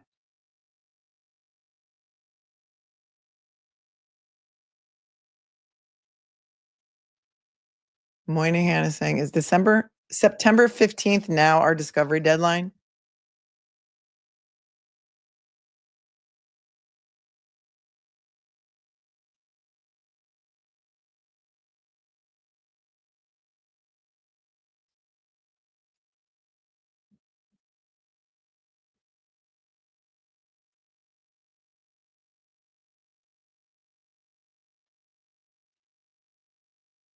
Disciplinary file discovery by September 15th.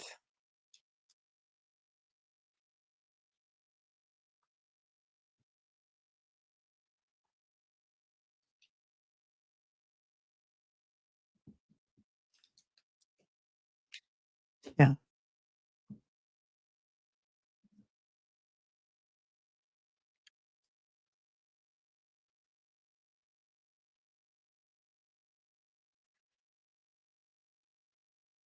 Okay. Thank you. Are we wrapping now? Thank you so much. Bye-bye. Bye-bye, everyone. Okay. So that was the Michael Proctor hearing with the hearing board, trial board, a status conference. Status conferences are boring. Listen, the wheels of justice turn very, very, very, very, very slowly. This is an administrative proceeding. Michael Proctor has the right to appeal his termination. He has the right to have another hearing about, and his appellate issues seem to be the following. Number one, there was no just cause for me to be terminated.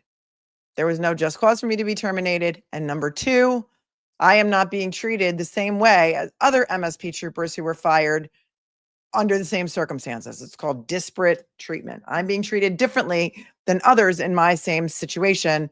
And that also is not fair, and you should reinstate me. During this status conference that I was only able to watch and report back to you because they threatened us at the beginning of the hearing that if we tried to live stream it, we were going to get kicked off and in trouble. And so for those of you who are squealing, give us the link. They said it was locked. You couldn't do it. And you, just as easily as I, could find out how to get the link by calling the number and asking for the link. And I had to email for them to send me an invitation to the link. It can be done. You are also the public, just like I am the public. I am not media. I don't have a media pass. So when they warned us at the beginning of the hearing that if we live streamed it, we were going to be cut off, I made the executive decision to listen to it myself and report to you as accurately as I could what exactly they were talking about. And it's a very boring scheduling conference. Both sides agreed that, okay, well, we had 5 days set aside for this hearing. We had August 19th, 20, 21, and then 25 and 26 for the whole entire hearing. But since we can't get them all the discovery right away, why don't we bifurcate this hearing? Why don't we split it into 2 different parts? I'm going to give you an example of bifurcation. An example of bifurcation in New York is that personal injury cases in New York are bifurcated. That means there are essentially 2 trials. The first trial is on liability or fault. And during that first trial, the jury decides who's at fault for the accident or whatever happened. And then if the jury comes back with a finding that the defendant is, in New York, we have comparative liability, so it could be any percentage at fault. Let's say they say the defendant is 70% at fault and the plaintiff is 30% at fault. Then they move on to a second trial on damages or injuries. So during the first trial or the first part of the trial, the jury doesn't hear anything about the plaintiff's injuries.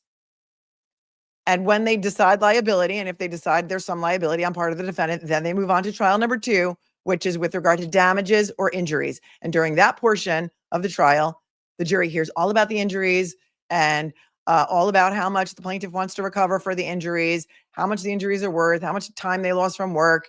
They have tangible elements of injuries and non-tangible. So things like lost income are tangible. Things like pain and suffering are not tangible. And then during the second part of the trial, the jury decides how much money, if any, to award the plaintiff. And then, as I said before, if the defendant is found 70% at fault, whatever the jury awards would be discounted by 30%. And that would be the award for the plaintiff in a bifurcated trial in New York. Now, they've agreed to bifurcate the trial, saying, okay, look, we can't do the whole entire thing because they still owe us some discovery about the disparate treatment portion of his appeal, saying that he wasn't treated the same as other officers. And it sounded like they had something like he was asking for something like 200 plus files of, I think, other officers. It's hard because we don't have the papers, because those papers are not public. So they said, let's bifurcate this. And on 2 of the August dates that we already have set aside, let's do the portion that relates to just cause and whether he was fired for just cause, whether there was a reason to fire him and it was just and fair. And so the, Karen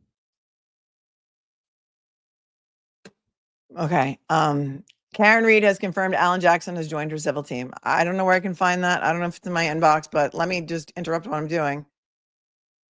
Or let me finish what I'm doing before I can look into that, okay? Whether there's just cause to fire him, one day there will be direct examination of the one witness for the MSP, Detective Lieutenant Dwyer. I don't know who that is. I don't know if he did the internal affairs investigation into Proctor, but that makes me think that perhaps he did. So he will be done on one day. Then the second day will be his cross-examination. And then they will have discovery deadlines of August 12th for the MSP to turn over all of the exhibits that the Proctor's attorneys are looking for. August 13th is the deadline for Proctor's attorney to make their motion in limine to preclude that one witness that they said they're going to call. And then they said they can decide that right away. And then we will decide when in October we will come back for the second portion of this trial board hearing, which is essentially like a little mini trial with regard to whether he was treated any differently from any other troopers in his same circumstance. Everybody get it? That is everything that happened during today's status conference. Let's go to the chat before we get back to the papers on Myles King. Ms. Holmes says, and the ball of yarn is unraveling. It sure seems that way, doesn't it? Good morning, James. Melanie, I've been here for the entire time. I thought I was a member for a long time with the subscribe. Not so savvy. A lot of people have been unsubscribed by YouTube, so make sure you're still subscribed. I don't know. There's a lot of wonkiness going on. Not your fault. Sue says, doesn't the court's position violating the ADA as people are unable to attend hearings in person due to physical limitations? No, because you are allowed to call in as a member of the public. You can call in, but I am not allowed to live stream me calling into this administrative hearing that is being held within the confines of the Massachusetts State Police Trial Board. So this is not technically always open to the public, I don't think. So I don't know if you were going all the way back to the SJC Rule 119, but that is open to the public, and you are allowed to, I think, zoom in. All you need to do is call the court in the morning on the day the hearing is going to be on, and if it's on Zoom, they will give you the login information, Suze, as you know. Judge says, but won't be considered inappropriate if some of the public are unable to physically be there due to disability or health problems. Again, I don't know if you guys are going back to SJC Rule 119. And like I said, the Zoom is usually open to the public. The issue with the Attleboro thing is that is district court. That wasn't Superior Court. And so I just don't know. But you can zoom in yourself. I just can't restream it according to only the MSP tribunal process. I disagree with the court's construction or interpretation of the SJC Rule 119. And I do not have standing to argue anything on behalf of, ADA, because I do not have any disability that would prevent me from going to court. Ashley says, you're fab, going to Canton in 2 weeks for work and recommendations. I don't know anything. I cannot recommend anything to you about Canton. I don't live there. And I have never been to any of the familiar haunts in Canton. I went to court there once during the first trial, but I never went to Canton. I was in Dedham. Should you avoid wearing your free can read hoodie? I don't know. Maybe you guys in the chat can help Ashley M. Maybe you can help Ashley M. Proctor wants to be reinstated. Should she avoid wearing her free can read hoodie? I would say don't go to D&E Pizza. I would say don't go to ZF McCarthy's. Don't go to the Waterfall. But that's totally up to you. Those are places I would never go, but you're free to do whatever you want, Ashley. I cannot guide you any further. Amanda says, who's going to file a legal challenge? Well, there's nobody who's been charged with anything yet with regard to SJC 119. And so, listen, I think tomorrow, that a lot of the networks are going to pick it up, and then it's not an issue. Then we restream that. But I also don't see an issue with streaming the Zoom under that rule. I just don't. The MSP is a different being. They have different rules than the SJC rules because it's an administrative proceeding. Thank you, Amanda. Greg says, imagine being held in jail for nearly 4 years without bail because the Commonwealth is dragging its ass. Yeah, well, that's exactly what happened. How's Simmons' family feel about this? I don't know, but you're going to see what happened because Myles King was let out on bail because of these severe discovery violations. Amy, what you want to do says, on Sesame Street, when I was 5, they had a skit. One of these kids is doing their own thing with the 4 boxes. Why is Massachusetts always that kid? One of these things is not like the other. Is that the same thing? One of these things is not like the other. Thank you for your super chat. Greg, which is worse, Lally's incompetence or indifference? That's a great question. And you can see it all the way from Australia, can't you? I'm not sure where you're getting this info that Alan Jackson has joined the civil. Nothing's in my inbox about that, but I did see somebody post an Instagram picture of Alan Jackson of an account that may or may not be Alan Jackson saying, you thought that we, Facebook posts, you thought I told you we weren't done, and we're still not done. Thank you, Greg, for your super chat. ShamWow says, Lally, what do you have to say about this? I don't know. But she hit him. That's all I know. Thanks, ShamWow. So I don't think it's official. I don't do rumor, gossip, innuendo, speculation. I leave that to Kathy over at that channel. And so when people start putting like fake information in the chat and all that, Turtle Boy reposted the same post, okay, that we don't even know. Karen Reed confirmed it in a comment on the Facebook post of it. That doesn't, I don't know. Do we know that that's actually really Karen Reed? I think Alan Jackson would let us know. And so I thought there was an official press release or something that you guys were pointing to. Mrs. Bouquet says, still here with Law Mama and my cupcakes. Thank you for being with me for 15 months. For the love of the traveling trooper says, I have no words. How can these people do this? It's what they do. They've been doing it. They've been doing it at least since Lally's been there for 20 years. So let's go back to that. Remember, if you do go near D&E Pizza, you may be illegally wiretapped. Points out Welcher's emotional support animal.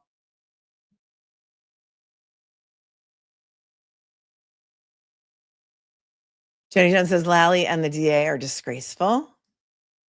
Mrs. Bouquet, thank you for your super sticker. Unless somebody can email me something official, like an official court document or an official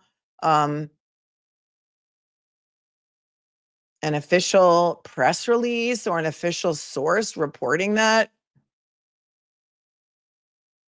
you know, he's on a radio station tomorrow. Okay, that's cool. But like you guys just reporting stuff that you saw on Twitter doesn't make it true. So I have nothing in my inbox. My email is below in the show notes, as always. So there's that. Michelle says, if the judge allows WebEx general public viewers the ability to unmute themselves and speak in open court, then I think the judge is personally responsible for the disruptions they didn't mitigate. I don't know about that, but I do know that they have the ability to mute everyone who's not a participant in the WebEx, same as on Zoom. And we know that because they didn't figure out how to do it until a couple of things happened during the Karen Reed pretrials where people were yelling about free and Billy Tibbetts and calling Judge Cannoni the F word. So there's that. Casey Cat says, I'm curious, is anyone filing bar complaints? Clearly this is during filing a bar complaint against who? I don't know what you're asking. I can never, like, as an attorney, I can't encourage people to do that. You would need standing to do that. Are you talking about a judge? Because that wouldn't be a bar complaint. Thank you for your super chat, but I'm not really sure what you're getting at. If you're talking about the judge, a bar complaint would be filed against an attorney, but you would need to have standing to do it. That's why in Cosgrove's ridiculous papers the other day, when he pointed out that there had been a complaint filed against Alan Jackson in California, that complaint was completely bogus and filed by some apparently crazy person, perhaps, that didn't even like have a legitimate complaint or any standing to even file a complaint against Alan Jackson. But Cosgrove just wanted that in the court papers to get it out there. And it's not exactly the truth that there was a legitimate bar complaint against Alan Jackson in California, because those things are not public. And so if that person who filed that complaint made it public, there's nothing to it. Greg says that at a minimum, the judge must extend the trial dates. That was on, you're talking about the Proctor hearings for his reinstatement. Mike says, dear Mel, I just want to say how pretty you look when you stream. No matter the hue on the computer, you're the best. Oh, am I not green today? I don't know. I can't figure out the white balance. And you know what? I don't really care. I don't really care. Thank you so much, Mike, for your compliment. Live, Mr. Dex, thanks for protecting yourself. So at least we get the dates. You the best. Thank you very much for your 5. Mary, how do you get the Zoom links to see Massachusetts trials and hearings? For future reference, I'm in Massachusetts and greatly disturbed by all this corruption. Every single day on the court's website, they post a calendar of events for that day. So you can go to, for example, Norfolk Superior Court website, and there will be a daily, it says daily PDF down at the bottom. You click on it, has all the hearings for the day. And then you know where your hearing is and what time. And you can call the clerk in the morning and say, I would like the Zoom information for the 2 p.m. hearing in front of Judge Krupp regarding so-and-so, and they will give it to you. And that is how you do it. Thanks, Mary, for asking. Jeannie Emerald Gray says, go, Melanie. Many don't realize that yet, but Karen Reed is this generation's Rosa Parks. If y'all haven't heard of her, surely you haven't heard of the civil rights movement. Let freedom ring. Oh, I know Rosa Parks. I remember learning about Rosa Parks in 8th grade. Thanks, Jeannie. Michelle, what is the definition of recording? That dude only has jurisdiction over what happens in the courtroom and courthouse lobby. You aren't in either. Well, that is, I don't know if you're, that dude is in the Massachusetts State Police Trial Board, which is not under the jurisdiction of the Massachusetts state court system. And it is an administrative hearing. And so that is a different set of rules for a different kind of proceeding. You dig? Thanks, Michelle. Mama Bess, it's always a pleasure to share my day with you. Thanks as always. Thank you, Mama Bess. Gigi's got the silver bracelet, says, hello, Melanie and Cupcakes. Just let my grandbaby's down for a nap. Hope everyone had a great weekend. Thank you. Thanks for gifting all the memberships today. Why are they so secretive about everything? The public has the right to know, says Crazy Cat Lady. Not always, though. I'm gonna have to say that Massachusetts State Trial Board for the police is not always public. Scott, kindergarten cop, you can back me up on this. Administrative proceedings for police, disciplinary proceedings are often not public. The court has the right to know what goes on in their public courthouses, but that is often not public. Right. It's the Civil Service Commission, which is separate from the MSP. Okay. Thank you, Welcher's emotional support laptop. But it is the MSP as a party to that case. Yeah. That is why there's a difference. And Gigi gifted 5 memberships. Thank you so very much. I think I put that up earlier. Maybe Proctor can get the discovery from Lally, she says. All right. So let's, before we get back, oh, look at this. Will Wallace gifted 20 memberships. Will, thank you so very much for always being such a kind and generous contributor to this channel. You're the greatest. I want to thank Will if you got gifted a membership by Will. He's amazing. And Skybell gifted a membership. Thank you so very much. And we will come back to the super chats in a bit after we get back to the papers on Myles King and all of the discovery that Lally did not turn over. And so now we go back to the topic of Myles King, which is giving us more information into what's going to happen tomorrow at this continued hearing. This is an evidentiary hearing on a motion to dismiss Myles King's case because of the failures of Adam Lally to turn over all of this stuff, including video. Hang on.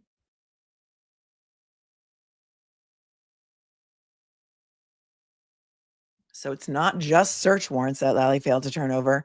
It is a list of more than 200 items. And this is where we left off on page 7. I don't know who all of these people are that they're just turning over in April 2025. Criminal histories, driver's licenses of E. Lawson, Massachusetts State Police Crime Lab, expedited analysis request forms. And I will be sure and, freeze this so you can come back if you like later and look at all of the things that Adam Lally didn't turn over. There's other people here, perhaps other suspects that should have been looked into.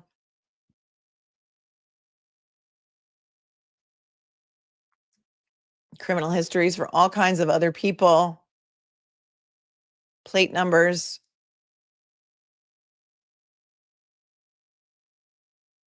Email from M. Collins regarding L. King interview dated 10/13 of 2021.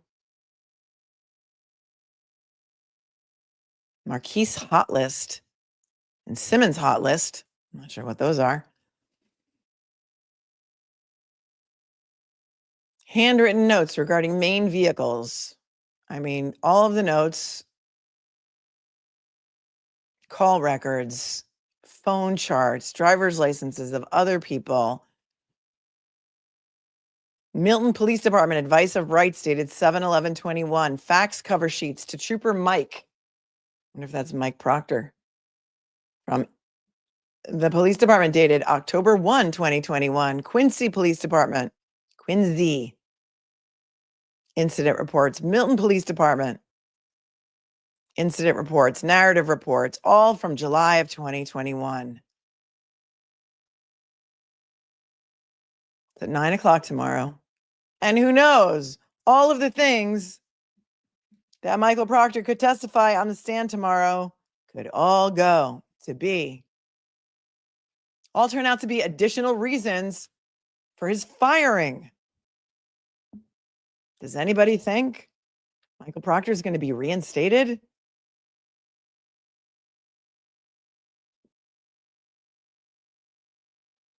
Here's Quincy District Court applications. I mean, all of these things. Look at all this stuff going back to 2021. They just turned it over to Rosemary Scapicchio in April and May of 2025.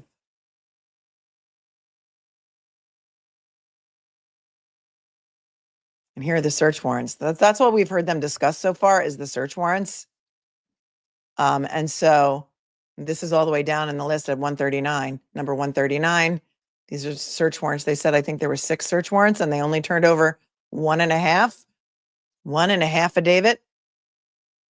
These are all search warrants dated 7/11/21, 7/14/21, 7/14/21, 8/4/21, 8/13/21. 8/13/21. There's the 6 search warrants. That's what they've been discussing so far. But what about all the rest of this stuff? The analysis of tower dump records. Here you go. MSP report number 27. Here's a great example of them backdating stuff. Maybe. Analysis of tower dump records associated with the homicide investigation of Marquis Simmons by Trooper Keefe, dated 1/19/24. Well, that's interesting because he was arrested in July or at some point in 2021. So Connor Keefe, here he is again. Connor Keefe is back. And he didn't analyze the tower dump records until January 19th of 2024.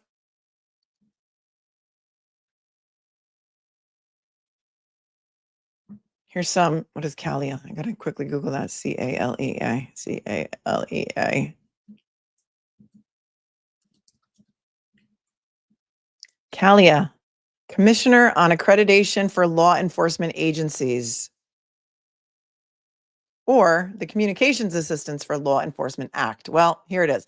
The CALEA Lawful Intercept Worksheet from 7/11/21, along with the affidavit by Trooper Proctor, and CALEA Lawful Intercept Worksheet dated 8/13/21 with an affidavit by Trooper Proctor. And then there's notes of Trooper Proctor in spiral notebooks and WB Mason pads. So Proctor apparently took lots of notes all the way back in 2021, not so much in the investigation of the murder of John O'Keefe, because they said he had no notes, remember? They couldn't turn over any notes because he didn't have any. Handwritten notes regarding jail calls of Myles King. ATF E-Trace results dated 7/27/21. Quincy Police Department reports from July 2021. Bodie supplemental DNA case report dated 3/20/25 by Kelsey Dawson. Well, at least we know that they certainly wait a long time to get the DNA tested, because didn't they do that in Karen Reed's case too? How long did it take Karen Reed's attorneys to get the actual DNA results? Remember, Lally said, oh, I keep asking them to expedite it and I'm not getting it and I can't get it yet. Well, the shooting occurred in July of 2021, and the Bodie supplemental DNA case report is dated March 20 of 2025.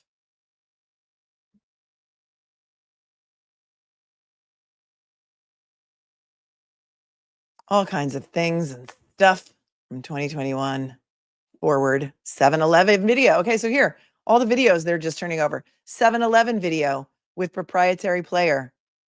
48 Blue Hill Avenue video with proprietary player. Converted video. So they've been converting videos again, just like they did in the Karen Reed case, remember? Things were inverted and altered. And 315 Hyde Park Avenue, Cummings Highway video with proprietary player, and then they converted it. I wonder who was in charge of the conversion. Was it Colleen? What's her name again? Why is her name escaping me? Colleen and John Fanning and Colleen Crawford. More videos with proprietary players and conversion. 911 radio transmissions. Booking videos that are also converted. Boston traffic cameras that are also videos that are also converted. Rosemary Scapicchio said during the last hearing, she said, how do we know that these are the same videos? It's going to take us forever to go through all the videos to see if they're the same, because you can bet she was watching the Karen Reed persecutions very closely to see what was going on with all of these videos. And this stuff was just turned over to her in what, May and April, in the middle of the Karen Reed trial. That's interesting to me too.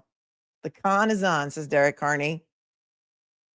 In the middle of Karen Reed's second trial is when they decide they're going to turn all this stuff over. Did they find it all in the same drawer that they found the Michael Proctor video that he didn't turn over, all that extra video from the Magical Mystery Sallyport? Did they find it all in the same drawer? They claim that they're converted because you need the proprietary player to play the videos. So we had to convert them so that you could watch them, I guess. I don't know. I'm not really sure. I'm not a video expert. Look at all this other stuff. Surveillance video from the Food Mart in Milton.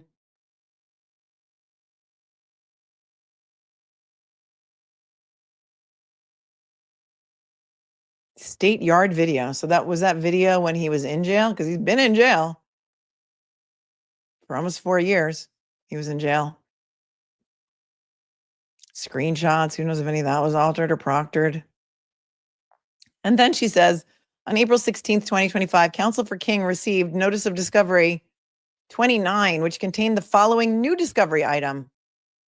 Norfolk grand jury minutes dated 1/28/25 for King's jail calls. So did they convene another grand jury in Norfolk County in January of 2025 to try and catch Myles King on some more charges while he was in jail? Just like they did with Karen Reed, convene another grand jury to try and indict Karen Reed and Aiden Carney on conspiracy to commit witness intimidation, so that they'd have some more charges just in case they didn't plead to the old charges. I have questions. And that is the 216th item of discovery that wasn't turned over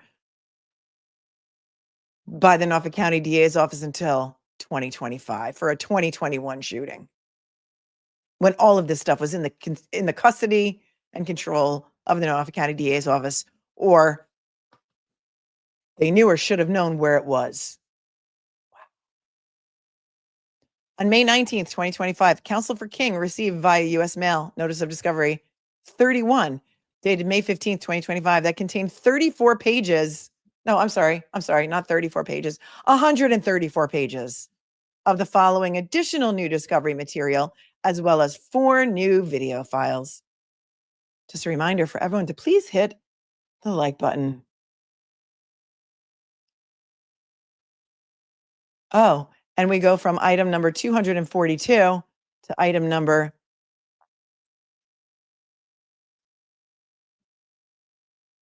holy crap, how many pages is this? 335. Uh-huh. That's right. Hold on. I need some Manuka honey. I'll be right back to you. Talk amongst yourselves. Well, you know what? You can start reading. Give you some homework while I go off camera just to eat for a second. Start reading all of the things they failed to turn over until May of 2025. Be right back. Oops. No, I didn't mean to do that. I meant to do this.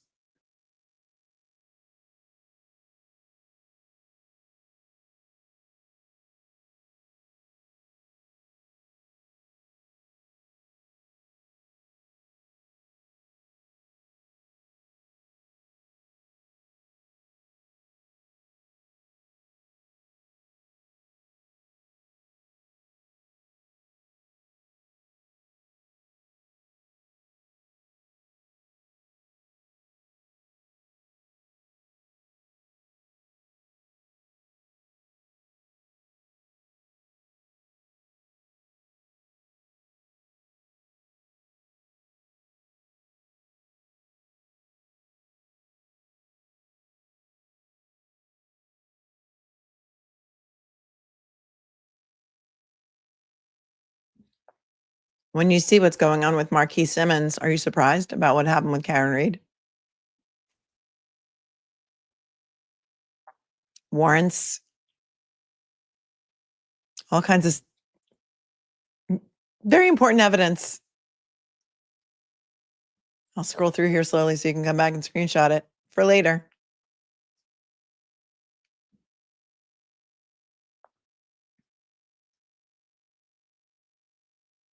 All kinds of things and stuff that just got lost.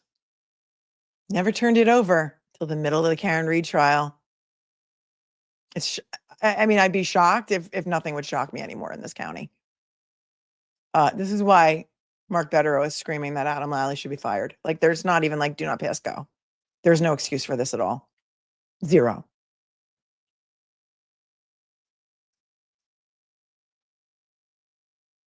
Look, all of this stuff. Emails from 2021.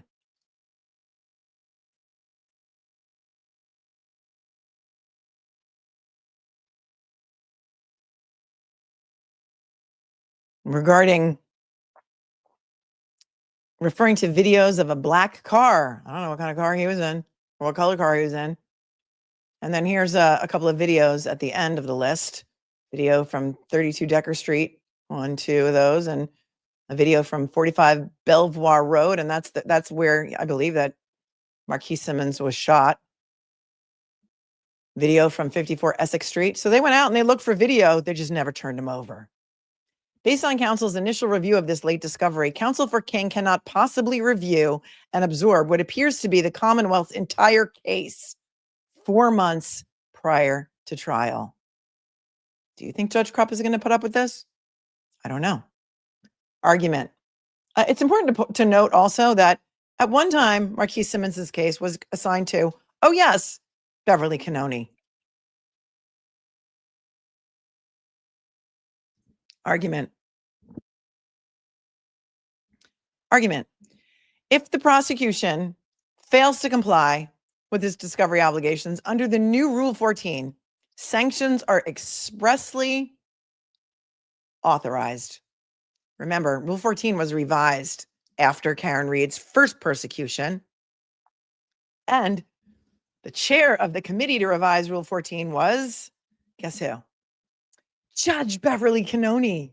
Because you know what? You can't just make it up. Maybe it was in a direct response to the Karen Reed persecution and all the discovery violations. Rule 14C provides for failure to comply with any discovery order issued or imposed pursuant to this rule, the court may make a further order for discovery, grant a continuance, or enter such other order as it deems just under the circumstances. Massachusetts Rule of Criminal Procedure 14C1.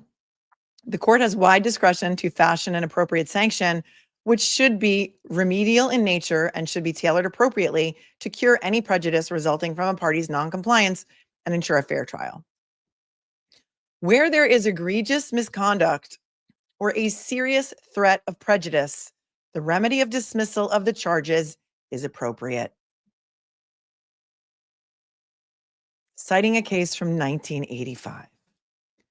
A trial judge must rest a dismissal of charges for failure of the prosecution to comply with discovery orders in a timely manner on findings that the delayed disclosure was due to deliberate and egregious action by the prosecutor or unintentional conduct resulting in irremediable harm to the defendant.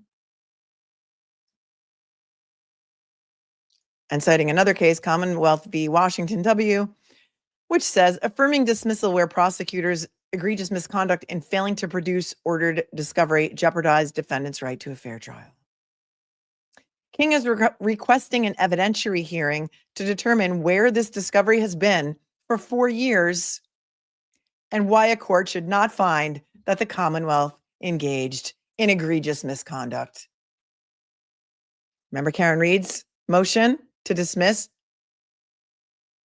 based on egregious governmental misconduct? And remember how Judge Cannoni did not order an evidentiary hearing, but she should have, because Lally would have been made to take the stand in that hearing too. Well, Judge Krupp has ordered one, and that's what we're seeing part 2 of tomorrow. We already watched part 1.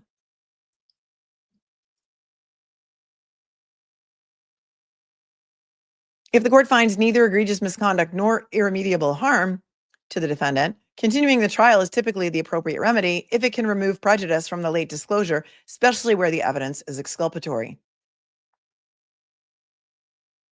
The court may also exclude any inculpatory evidence as a remedy. So the court can do a couple of things: dismiss the charges,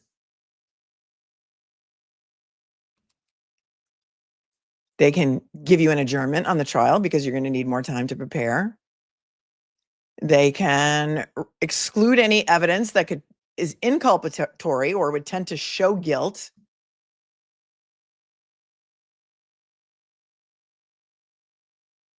They can also move to, well, yeah, I guess exclude any inculpatory evidence. Okay. In light of this outrageous late disclosure of discovery so close to trial, if this court does not dismiss the charges, the result will be a violation of King's substantive federal and state constitutional rights, justifying dismissal. Permitting the Commonwealth to sandbag King just prior to trial would be a violation of King's due process rights under the 6th and 14th Amendment and Article 12 of the Massachusetts Declaration of Rights. King requests an evidentiary hearing to determine whether the delayed disclosure was deliberate.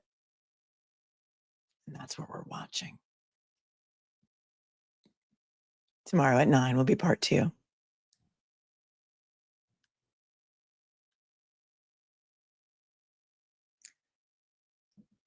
Further, the denial of this motion would also result in a violation of King's due process rights under the new Rule 14 of the Massachusetts Rule of Criminal Procedure, which specifically orders the Commonwealth to disclose to the defense any discovery that qualifies as automatic mandatory discovery at or prior to the pretrial conference.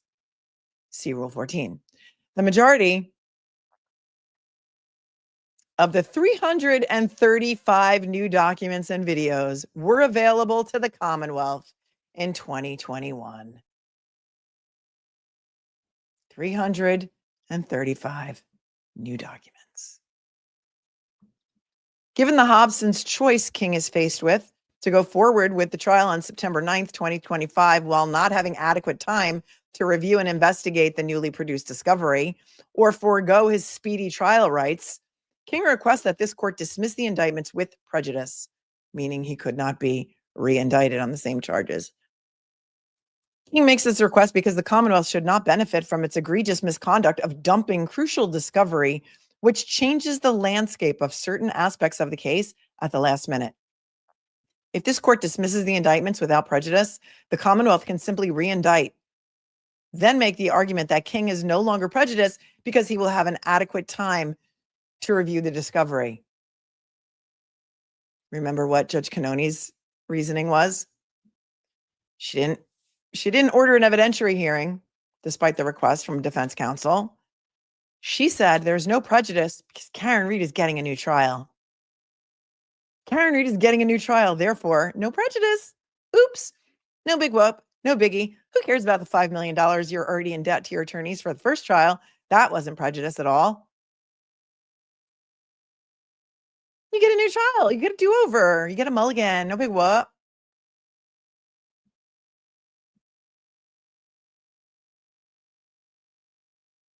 If this court is not inclined to dismiss the indictments, then King is requesting that this court grant King bail and continue the trial to allow King and his counsel the opportunity to fully review the discovery, discuss it, investigate it, and incorporate it into the defense before proceeding to trial. Where the Commonwealth dumped discovery on defense counsel, counsel had to put aside typical trial preparation in order to review extensive amounts of new discovery, including having to rework some of the motions in limine. Defense counsel did not have any time to properly investigate new witnesses, evaluate exculpatory evidence, pursue potential defenses, or have time for expert review of the electronic items seized, resulting in defense counsel being unable to provide King with effective assistance of counsel as required by the U.S. Constitution, including the 6th and 14th Amendment and the Massachusetts Declaration of Rights, Articles 1 and 12. Not to mention, I'll point out, the expense to the county. I think she's is she a public defender for Myles King? Maybe she's not. I think she's a private defense attorney, right? And she's expensive. So it's expensive no matter who's paying for it.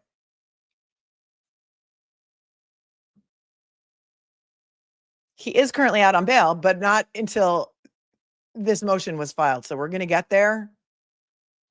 This motion was filed on page 18. This motion was filed May 28th of 2025. So they had to let him out.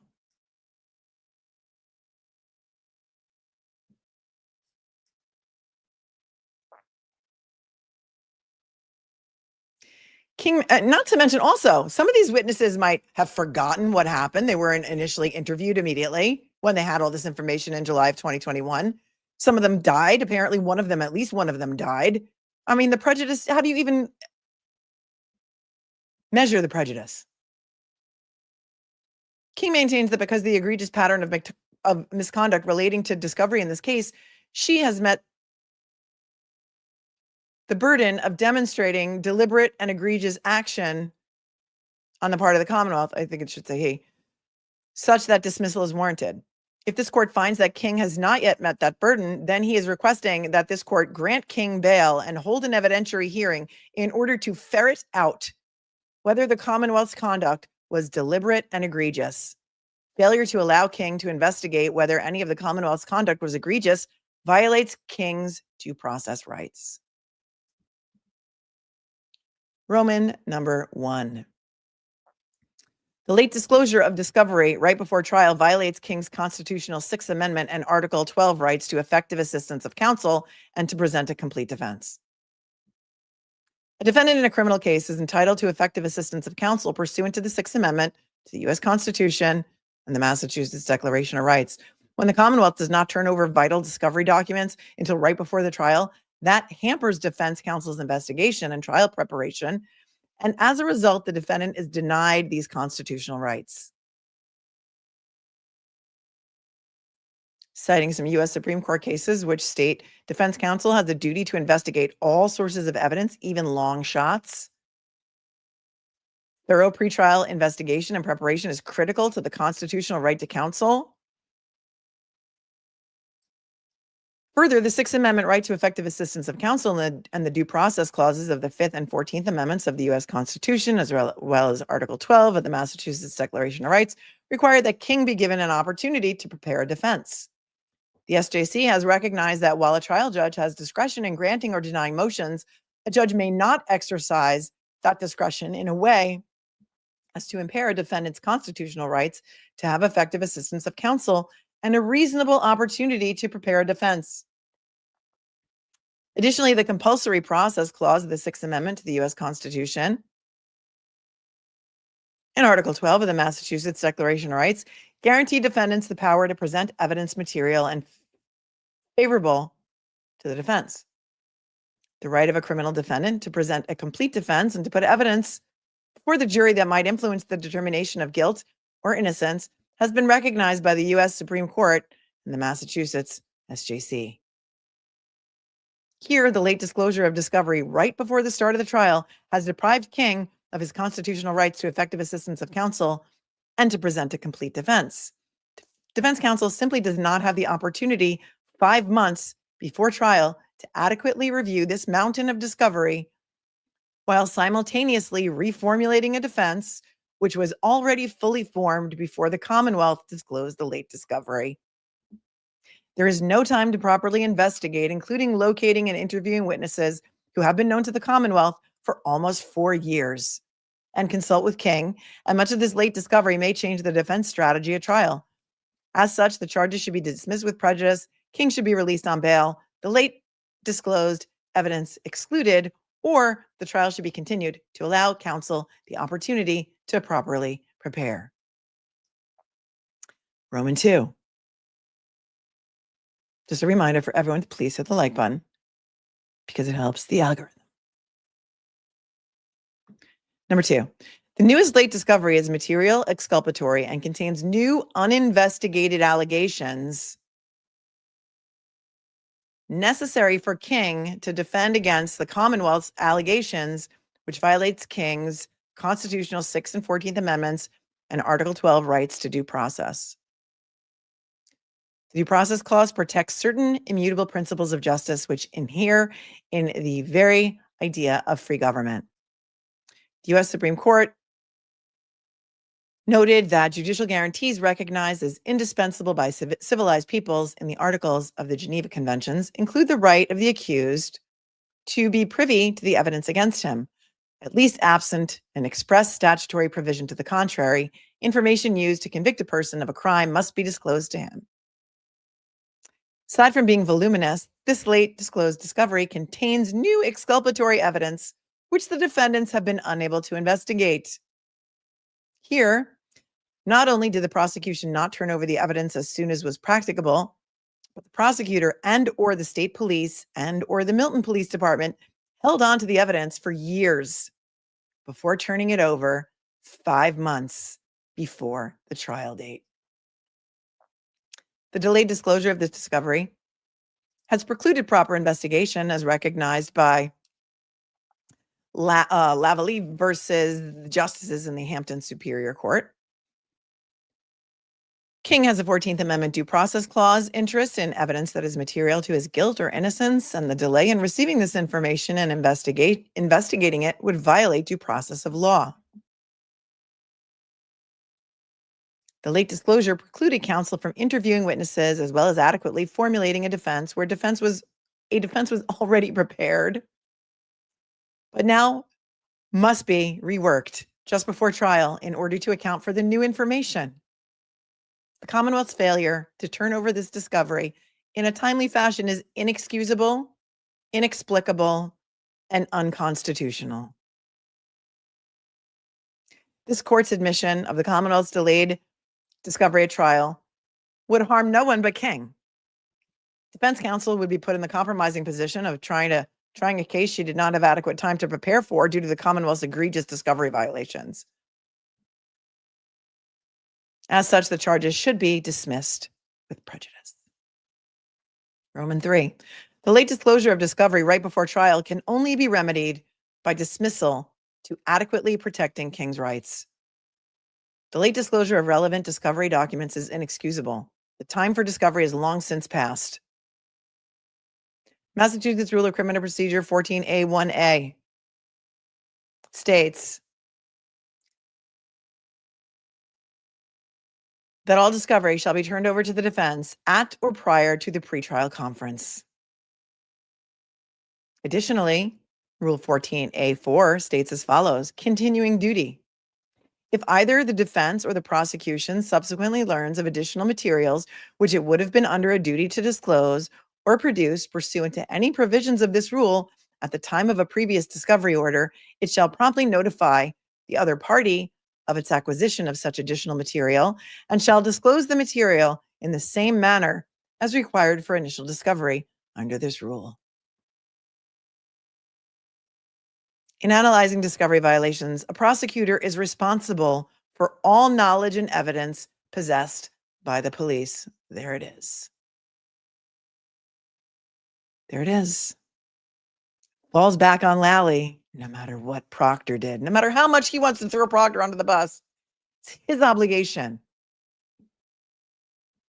In New York, the district attorneys are the ones who write the search warrant applications and the affidavits, and law enforcement signs them. That way, all of the search warrants are in the possession of the district attorney from jump, right? But here in Massachusetts, for some unknown reason, they give Proctor the responsibility of filing for search warrant applications and for drafting his own apparently his own probable cause affidavits, because we know from the Karen Reed case that there were many scrivener's errors because he just did the scratch and sniff.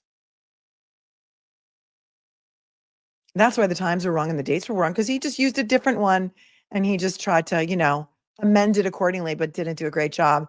Hence the scrivener's error. Anyone who's ever watched any episodes of the original Law and Order, going all the way back to whenever that show first started in the 90s, I think, remembers. Who was the DA all the way back in the day? Jack McCoy. I love that show so much. The DAs draft the warrants. They're the ones who get the warrants, even if they have to call the judge in the middle of the night. But here, they got Proctor doing it. Is that a guy you would trust?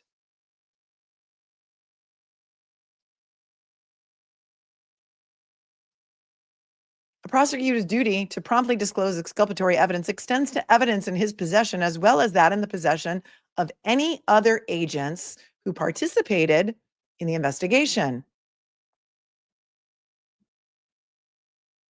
Even if the Commonwealth is presently unaware of the existence of any of the requested evidence, the prosecutor has a continuing duty to inquire of his police agents. Here's a case from 1998. SJC reversed conviction because the prosecutor failed to turn over evidence from Crime Lab that the prosecutor did not even know existed.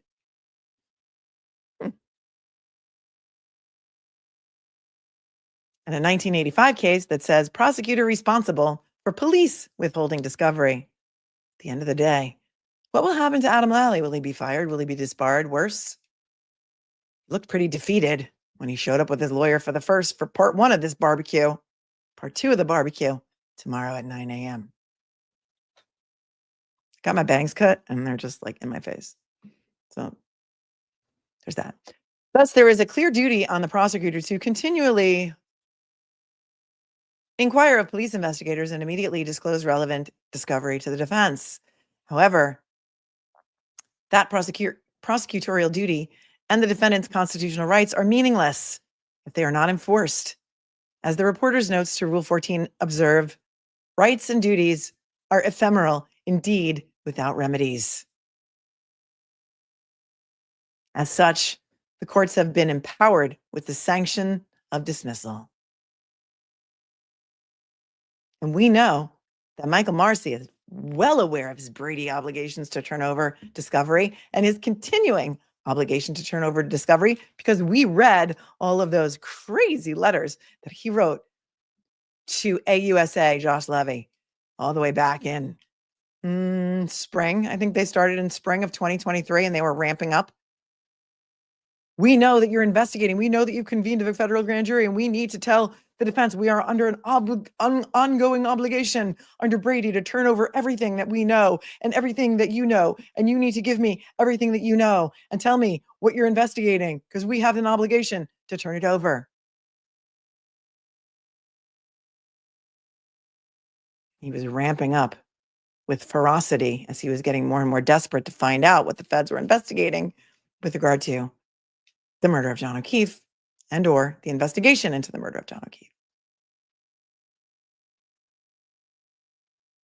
Federal courts and Massachusetts courts have both long since recognized that the late disclosure of the discovery can violate constitutional rights, and thus dismissal or exclusion of the late discovery is warranted.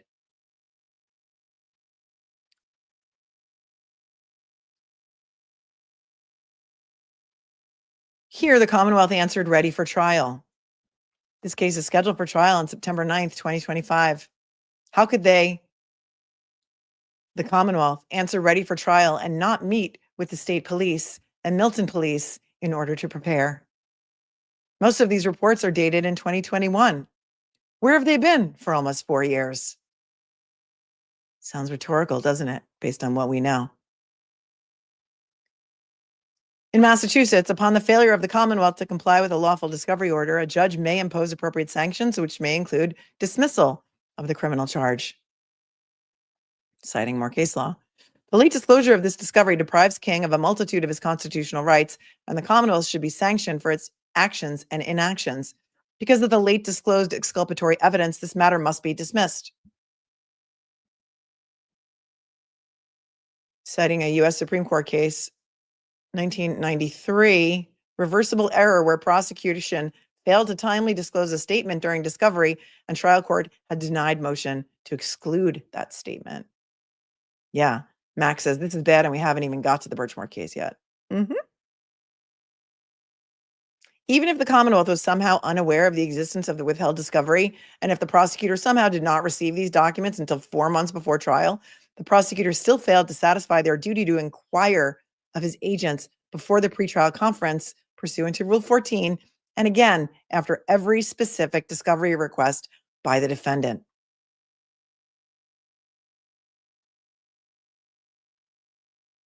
Many Massachusetts courts have long since recognized that the late disclosure of discovery or non-disclosure can violate constitutional rights, and thus dismissal is warranted. And they give more case law. This seems to back them up.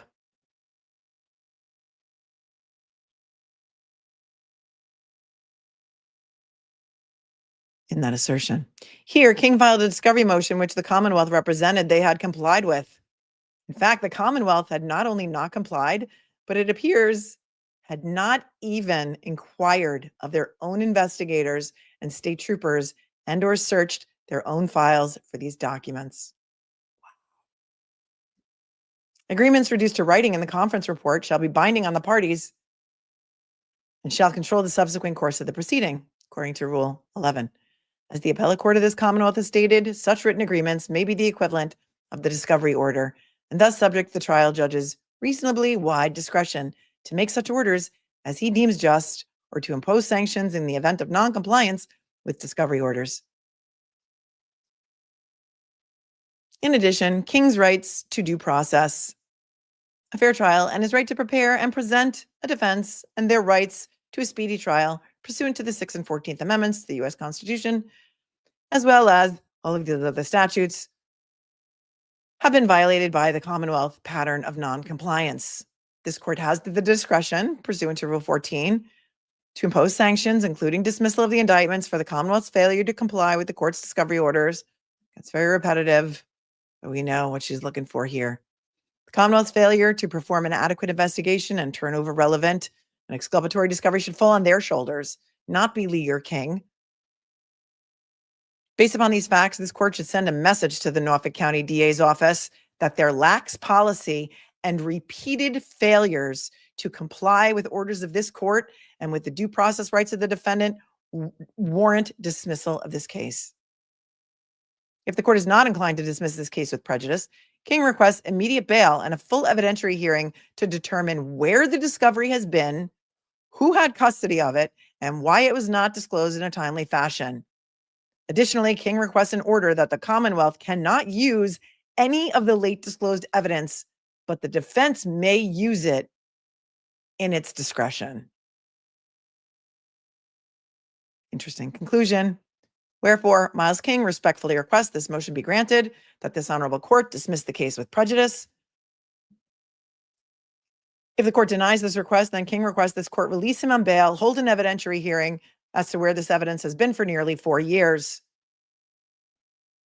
and continue this trial so that counsel for King can adequately review, investigate, and incorporate the new discovery into a trial strategy. XOXO. Rosemary Scapicchio, Boston, Mass. 02134. Send it to Zoom. Who remembers Zoom? They gave us the address at the end of the Zoom. At the end of Zoom, there was a TV show called Zoom. It was on PBS. I think it was on Channel 13, right? Boston, Mass. 02134. Send it to Zoom. Gen Xers, where are you? This was dated May of 2025. Let's take a look at what the judge did.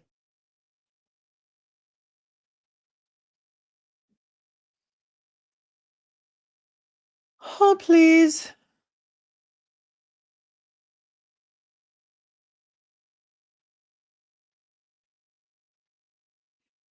Rosemary Scapicchio also submitted an affidavit in support of this motion in which she said,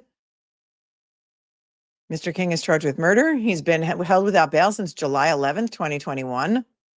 The Commonwealth assured me that they had turned over all evidence. I prepared King's defense, but based upon the Commonwealth's representations, trial in this case was scheduled to commence September 9th, 2025. 5 months before the trial, the Commonwealth produced discovery, including exculpatory information, other suspects, 6 search warrants, DNA reports, additional grand jury minutes, social media searches, cell phone site searches, ping searches, and ballistics evidence. The Commonwealth essentially produces their entire case right before trial. The majority of the police reports, photo arrays, search warrants, DNA reports, cell phone, and other social media searches occurred in 2021. Because of the Commonwealth's late disclosure, I will have to start my investigation into this homicide all over again, hire experts, challenge testimony, and file motions to suppress. King's entire defense may change. The Commonwealth failed in its duty to turn over exculpatory evidence, and its failure prejudiced King. I am requesting that King's case be dismissed as a result of egregious prosecutorial misconduct. We saw that same motion made in the Karen Reed case. And here is the court's order of June 2nd, 2025. And this is an order of Judge Doolin. It's Judge Krupp that has been overseeing this hearing, right? Yeah, Judge Krupp. This is Judge Doolin's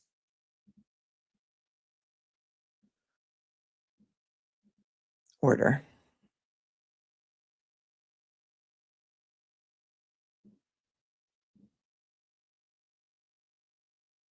Findings in order regarding bail.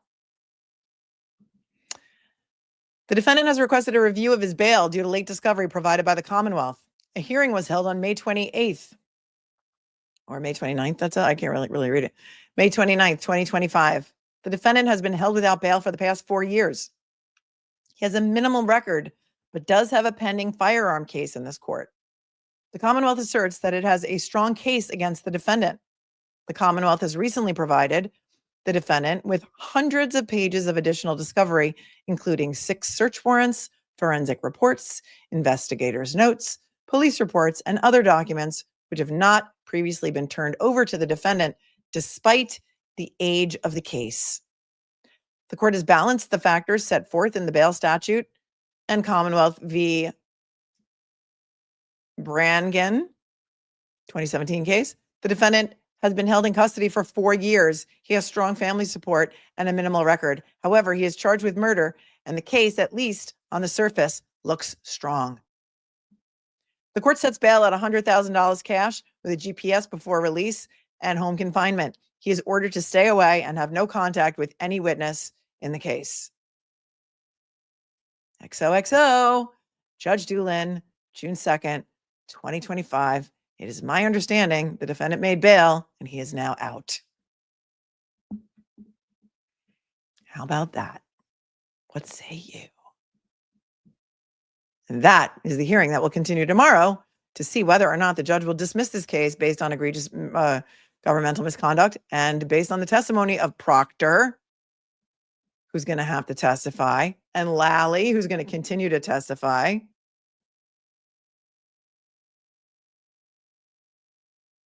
I think it's a big problem for them. What do you think?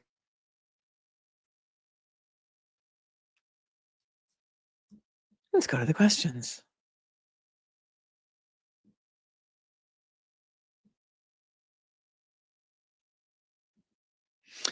AC Cat, doesn't Proctor have to worry that more bad info is coming out about him in these other cases? Yes, he does. And that is why, if you watched my stream from the other day, if you didn't, go back and watch it later. Everything's timestamped for you. But we went over a motion that his attorney made, same attorney that represented him in the hearing today in this other proceeding. He made a motion saying that he should only be forced to testify about a limited scope of things, only involving the Myles King case. He doesn't want Rosemary Scapicchio to be able to ask anything about other cases. I don't know that Judge Krupp is going to say okay to that. We'll see. But he does have to worry. Every defendant who's ever had a case that is in jail or in prison right now because of something Michael Proctor investigated must be banging down the doors now.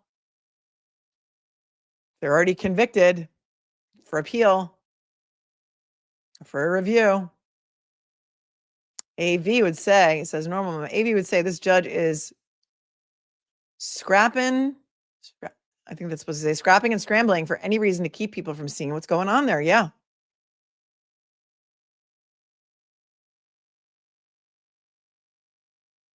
Thank you, Jay for Kicks, for your super sticker, for thanking me. Josie Lou & Co. says Mary Dwyer Albert is Brian Albert's mother also. I don't know.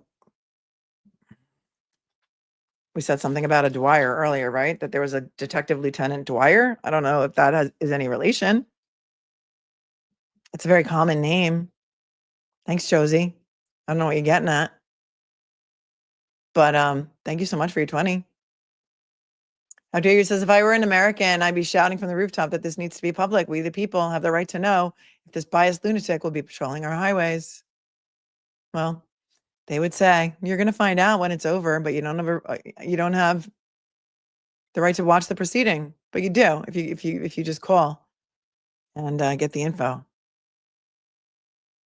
Scott McGinnis says, Judge Peter Krupp's rulings in Turtle Boy were terrible, but I must say he's been good in his dealings with this latest one. Liz says, from Norfolk County, and I hope heads start rolling. Thanks, Liz, for hanging out with me for 16 months. Lil, the good dog, says, you are like a translator at the UN for us. Thank you for your patience. We appreciate you. Thank you, Lil, the good dog. Chancy says, delays are good in my opinion. More information will come out, and they can fire the rest of the rehomed in the meantime if they're still under investigation. Let's see. Redondo Beach became a member. I love Redondo Beach. Thanks for becoming a member. Nicole, thanks for all you do. Thank you for being with me for 6 months.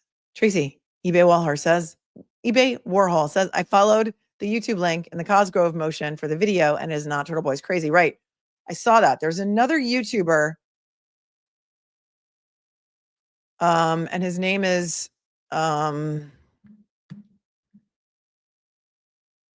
the name is escaping me right now, but I did see a video this morning where he went over it. Let me just see if I can find my recent history. And I was going to reach out to him, but I don't know how to reach him. So if anybody, and he doesn't have an email in his description, he's called Loophole Lawyer. Loophole Lawyer, right. So he did a video this morning, ADA and Turtle Boys case caught in AI controversy. And it was interesting. It's only about 10 minutes long. So I don't know Loophole Lawyer. If any of you do or know how to reach him, love to talk about him. Talk to him. Yeah, it wasn't. It was one of his videos, Tracy. You're right. It was one of his videos that Cosgrove linked in the about the Higgy and the Rhino. Yes, exactly. Yes. And he says he hired a real rhino for that, and it wasn't AI. It was funny. It was a 10-minute video. I watched it this morning. Go watch it later. Maybe I'll link it below so that you can watch it later. Celtic Celtic Princess says, I will tell you that I certainly think and speak a whole lot differently since watching your channel. I'm more careful with my words and actions. It's a must living in Massachusetts. Thanks, Mel. I think, well, if you know, you know. Thanks for your 10. I'm happy to help. Could Proctor become the 2025 Serpico? Says Greg from Australia. Leave that up to you. Greg says corruption is everywhere. 5 CCTVs watching the Epstein prison floor. Only one of them was working. Well, didn't some people fall asleep too? Allegedly. Thanks, Greg, for watching from Australia. And Gigi says, I do not think Lally can count that high. Up to 300 and something documents, right? Turtle Boy also said that the titles of the videos are made up. Yep, I saw that too. VictorMan7777. According to Bait Stamp, 2,026 pages. Thank you, Victor, for being with me for 12 months. And Greg says, your live streams are killing my biorhythms down here. It's 3:30 a.m. in Australia. I'm sorry. You can always come back and watch later, Greg. But then you couldn't super chat. Thank you so much. You're very generous. No Love of the Traveling Trooper says, take this and get special coffee for tomorrow. Thank you for all the reading today. We appreciate you. Thank you very much. We're going to need some coffee for tomorrow. It's supposed to start at 9 o'clock. Kathy wants to know, can the King case affect Proctor's reinstatement hearing and verdict? And that is a great question. It's a great question, but is that going, was all of this information considered in his initial firing? I don't think so. Could it be supplemented? I don't know what their administrative rules are, but I think it's a great question and it's a great point.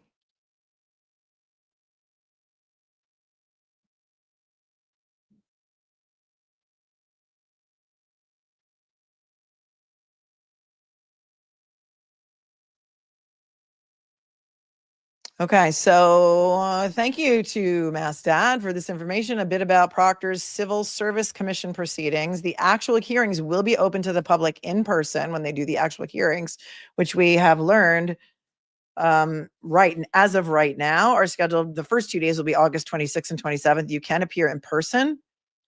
There is no WebEx stream for anyone, so they're not closed. People have the right to attend live if they want to do so. Thank you for that.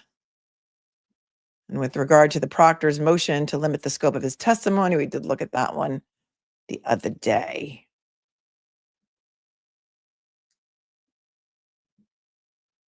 Thank you, Fairy Raven, for your matcha lattes and for all your hard work today, bringing us the tea. Thank you very much. Okay, hang on a second.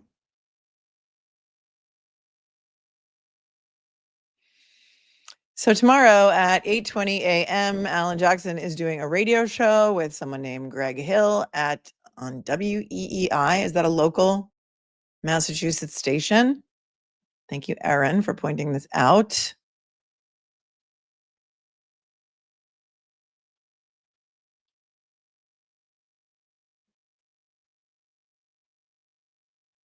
And I don't know. There's just like a lot of speculation about what Alan Jackson is planning and whether he will be on her civil team. But when they say civil team, I don't think it's the civil team for the car accident case, for the wrongful death car accident. I think it's for a civil rights action in which she can sue for violations of her civil rights under 42 USC 1983 or a Monell claim. If you know, you know. That we could do a whole other show on that if you want. Nancy, thank you. Nancy says, thanks, Melanie. You really will go to all lengths to keep us informed. And I will not read the rest of that, but I appreciate it. You're local and you don't want anyone to know. Probably. As such, all the things. Thank you, Joyce, who says, love you on Venmo. Thank you, Joyce. I appreciate you.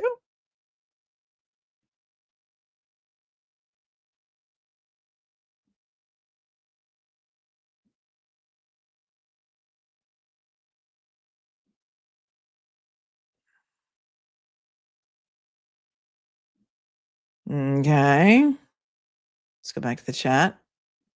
I had a whole other thing planned to do. Yeah, I agree. I don't think it has anything to do with the civil case, like the wrongful death car accident case, because I really don't think that's going to really go anywhere. Jadzia, I agree with you.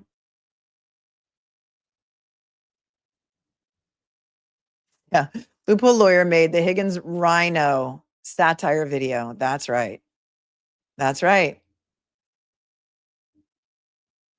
You're correct. Gigi's telling me to rest my voice. Thanks for all you do. Updated name. Gigi's engraving the silver bracelets now. I like it. I like it. Well done, Gigi. No love of the traveling trooper. I will be at work tomorrow. No chat, but I will be here. Thank you. Thanks for calling in. Michelle, why was Proctor on Siobhan Kelly's camera during the hearing? She is the deputy chief legal counsel for Massachusetts Department of State Police. I thought he was fired. I do not know if they represent him in this hearing. I do not know if he had to go there so that he could be on Zoom. And that's a great question. I did not notice that. And I do not know the answer to that. I don't know the answer to that, Michelle. I didn't know who Siobhan Kelly was, but you do. Deputy Chief Legal Counsel. Well, who's his lawyer? Moynihan, Daniel Moynihan, who specializes in, or he may be a union attorney. So he may have counsel appointed for him. And that may be why he was in her office. But I honestly do not know the answer. If anybody in the chat actually knows the real actual answer, please tag Michelle. Thanks, Michelle.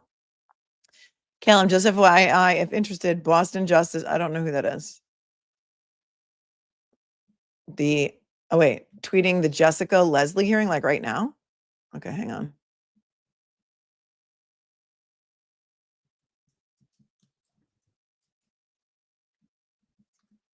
So Jessica Leslie is the grand juror from a grand juror. We don't know if it was on the Karen Reed case who released some information and got in trouble and got 1 day in jail suspended. And right now she's appearing in Boston federal court, which is never televised. And I guess they're accepting her plea agreement. So let's just say.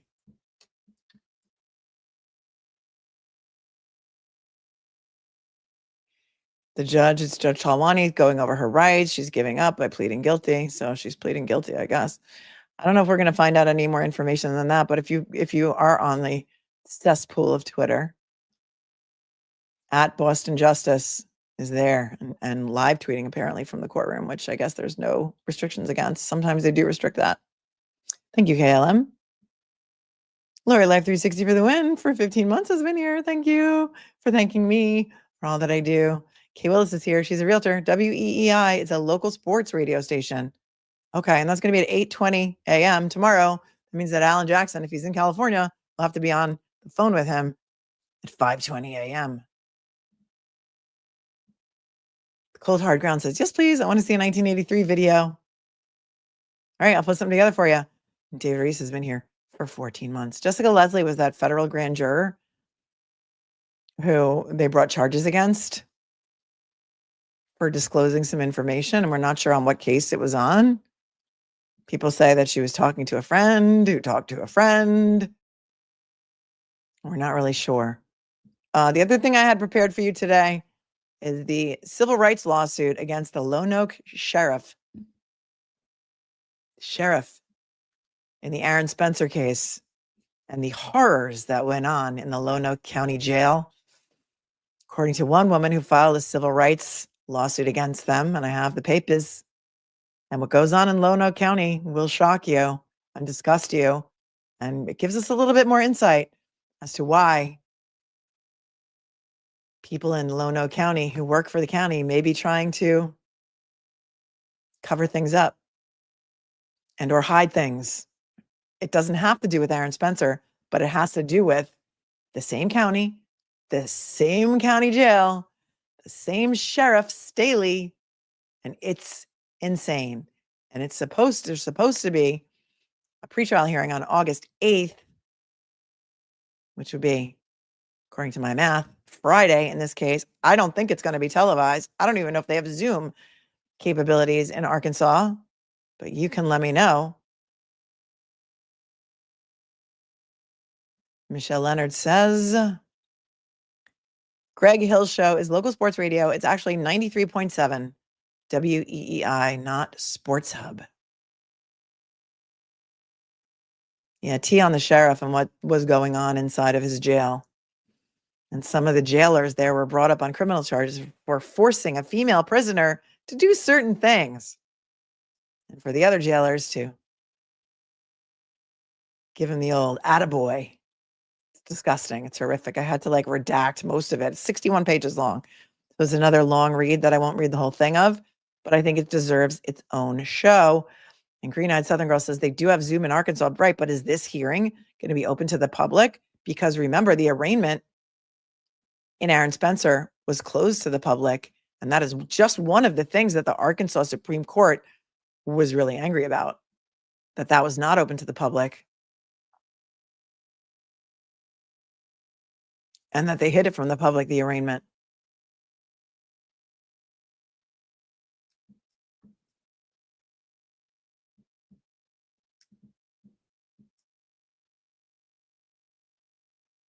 WEEI is online and YouTube too.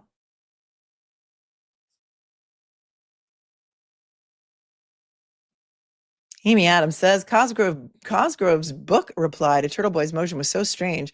He referred to so much stuff that had nothing to do with the original motion. It was very odd. Yeah. You were here, right? When I read that the other night. It was crazy. Yeah, Barbie. Lone Oak County, Arkansas makes may make Norfolk County look like they're doing things by the book. But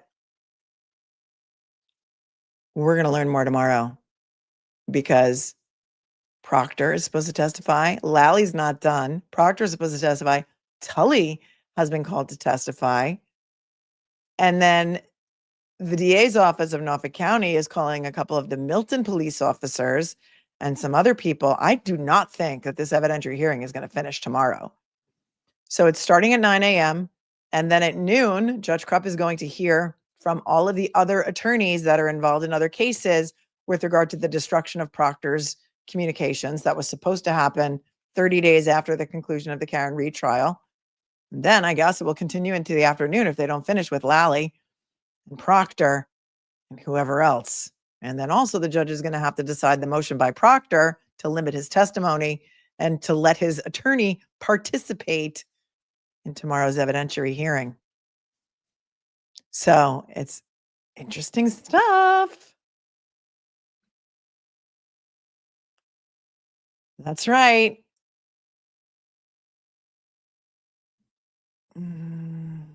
Check out what live tweet. I don't know what you're talking about.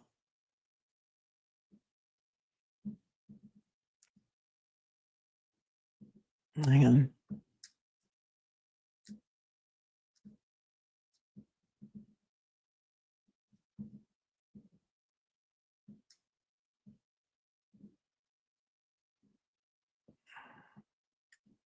Is Turtle Boy in federal court today?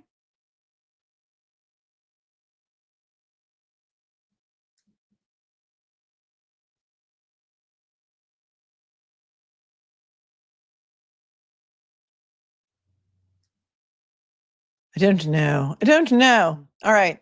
I think that's going to be it for today. Tomorrow morning, we're going to come back at around 8:45 a.m. to continue the Scapicchio barbecue. I'm going to put that show up right now so that I can redirect you to that. And you can hit your notification bell. And I didn't put the as such.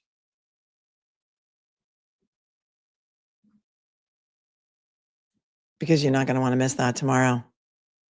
Turtle Boy's, yeah, hearing is on the 13th of the month, right? Yes, it is.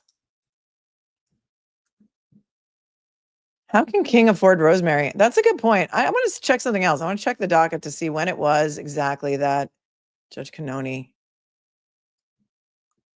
was taken off of this case. One second. I'll just see.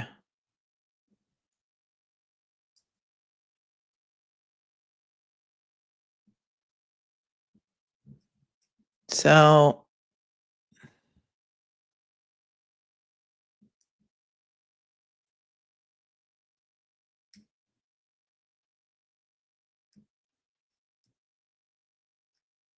it says Rosemary Scapicchio is private counsel. And that goes all the way back to March of 2022.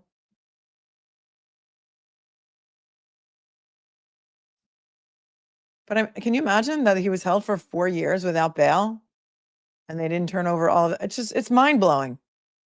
Absolutely mind blowing, but not really.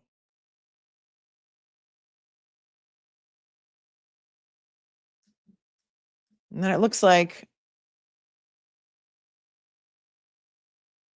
when he was let out on bail, it was actually on June 26, 2025, bail was set at $100,000 surety, $10,000 cash. So I guess he was able to get the $10,000 cash, and the conditions were GPS before release and home confinement. Defendant may leave for medical and legal appointments with prior notice to probation. And that was back in June. So he's been out for a little over a month.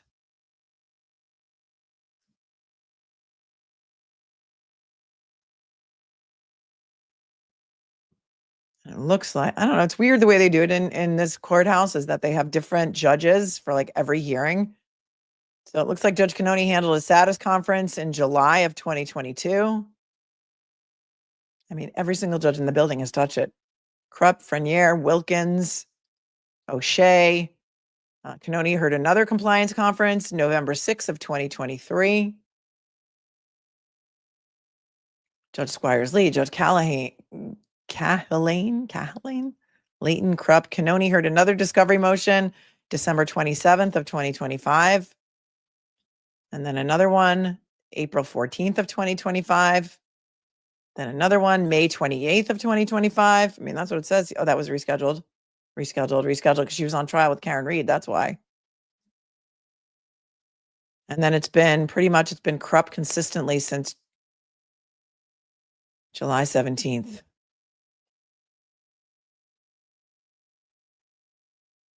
What kind of justice is this for Marquis Simmons and his family? I don't know. It's not, I don't know if it's blanket fifth in Massachusetts. I thought it was question by question. I can Google it.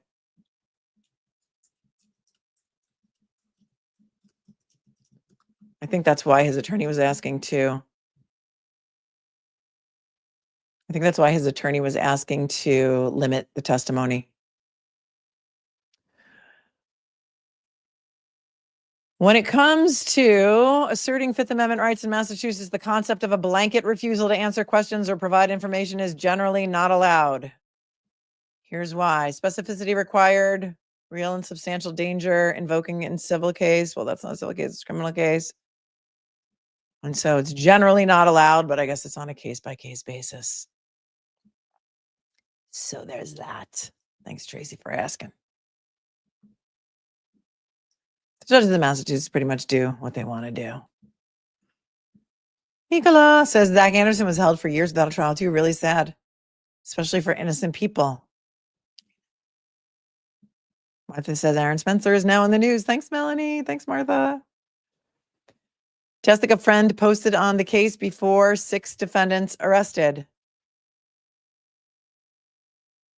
Jessica's friend posted on 6 defendants were arrested in Jessica's case.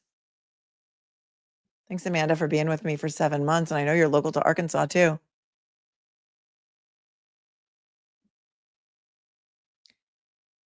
Six defendants were allowed. I don't know who her friend is, so I can't confirm or deny. But, you know, if we find something interesting and we have more breaking news, I'm always here. But I can't cover breaking news while I'm on with you. So let me get off and see if I can find. And if there's any breaking news, I probably can come back in a little while. Okay. And there's a lot of Arkansas people in the chat. All right. Set your own personal alarm for 8:45 a.m. I haven't had a chance to put it up yet, but I'm going to do that right after I get off with you. And let's do that. Okay. So 8:45 tomorrow. Thank you to the moderators for keeping it classy today. And thank you to everyone who is watching, who has become a member, who has, oh, that's what happened. Jessica leaked information to a friend and the friend posted it. I don't know that that was part of the plea agreement. So I don't know if it has to do with the CDL license scandal. Because remember, I covered that CDL license scandal all the way back when the indictment first came out in like early 2024. And so is that part of the plea agreement? I know that's what Aiden said. J.M. Lawrence was a thread. Okay. It's hard for me to like speak about any knowledge regarding this without, you know, on the fly, without being able to go look it up. So thank you for explaining that, KLM. And I will see you tomorrow at 8:45 a.m. Please hit the like button. Do all the things that YouTube likes for the algorithm. Stay cool, stay kind, stay classy. If I don't see you soon, I'm going to die. But I'm going to see you soon tomorrow at 8:45 if nothing else breaks, like major breaking news today. Okay? CDL was hinted at by the prosecutor. All right, I'm going to have to get off and read it. I can't do this while I'm on with you. So let me go check it out, and then we can talk about it maybe tomorrow while we're waiting for court to start. Okay? Peace, everybody. I'll see you tomorrow, 8:45 a.m. Eastern time for the hearing, the Scapicchio barbecue. RSVP, please. See you real soon. Bye.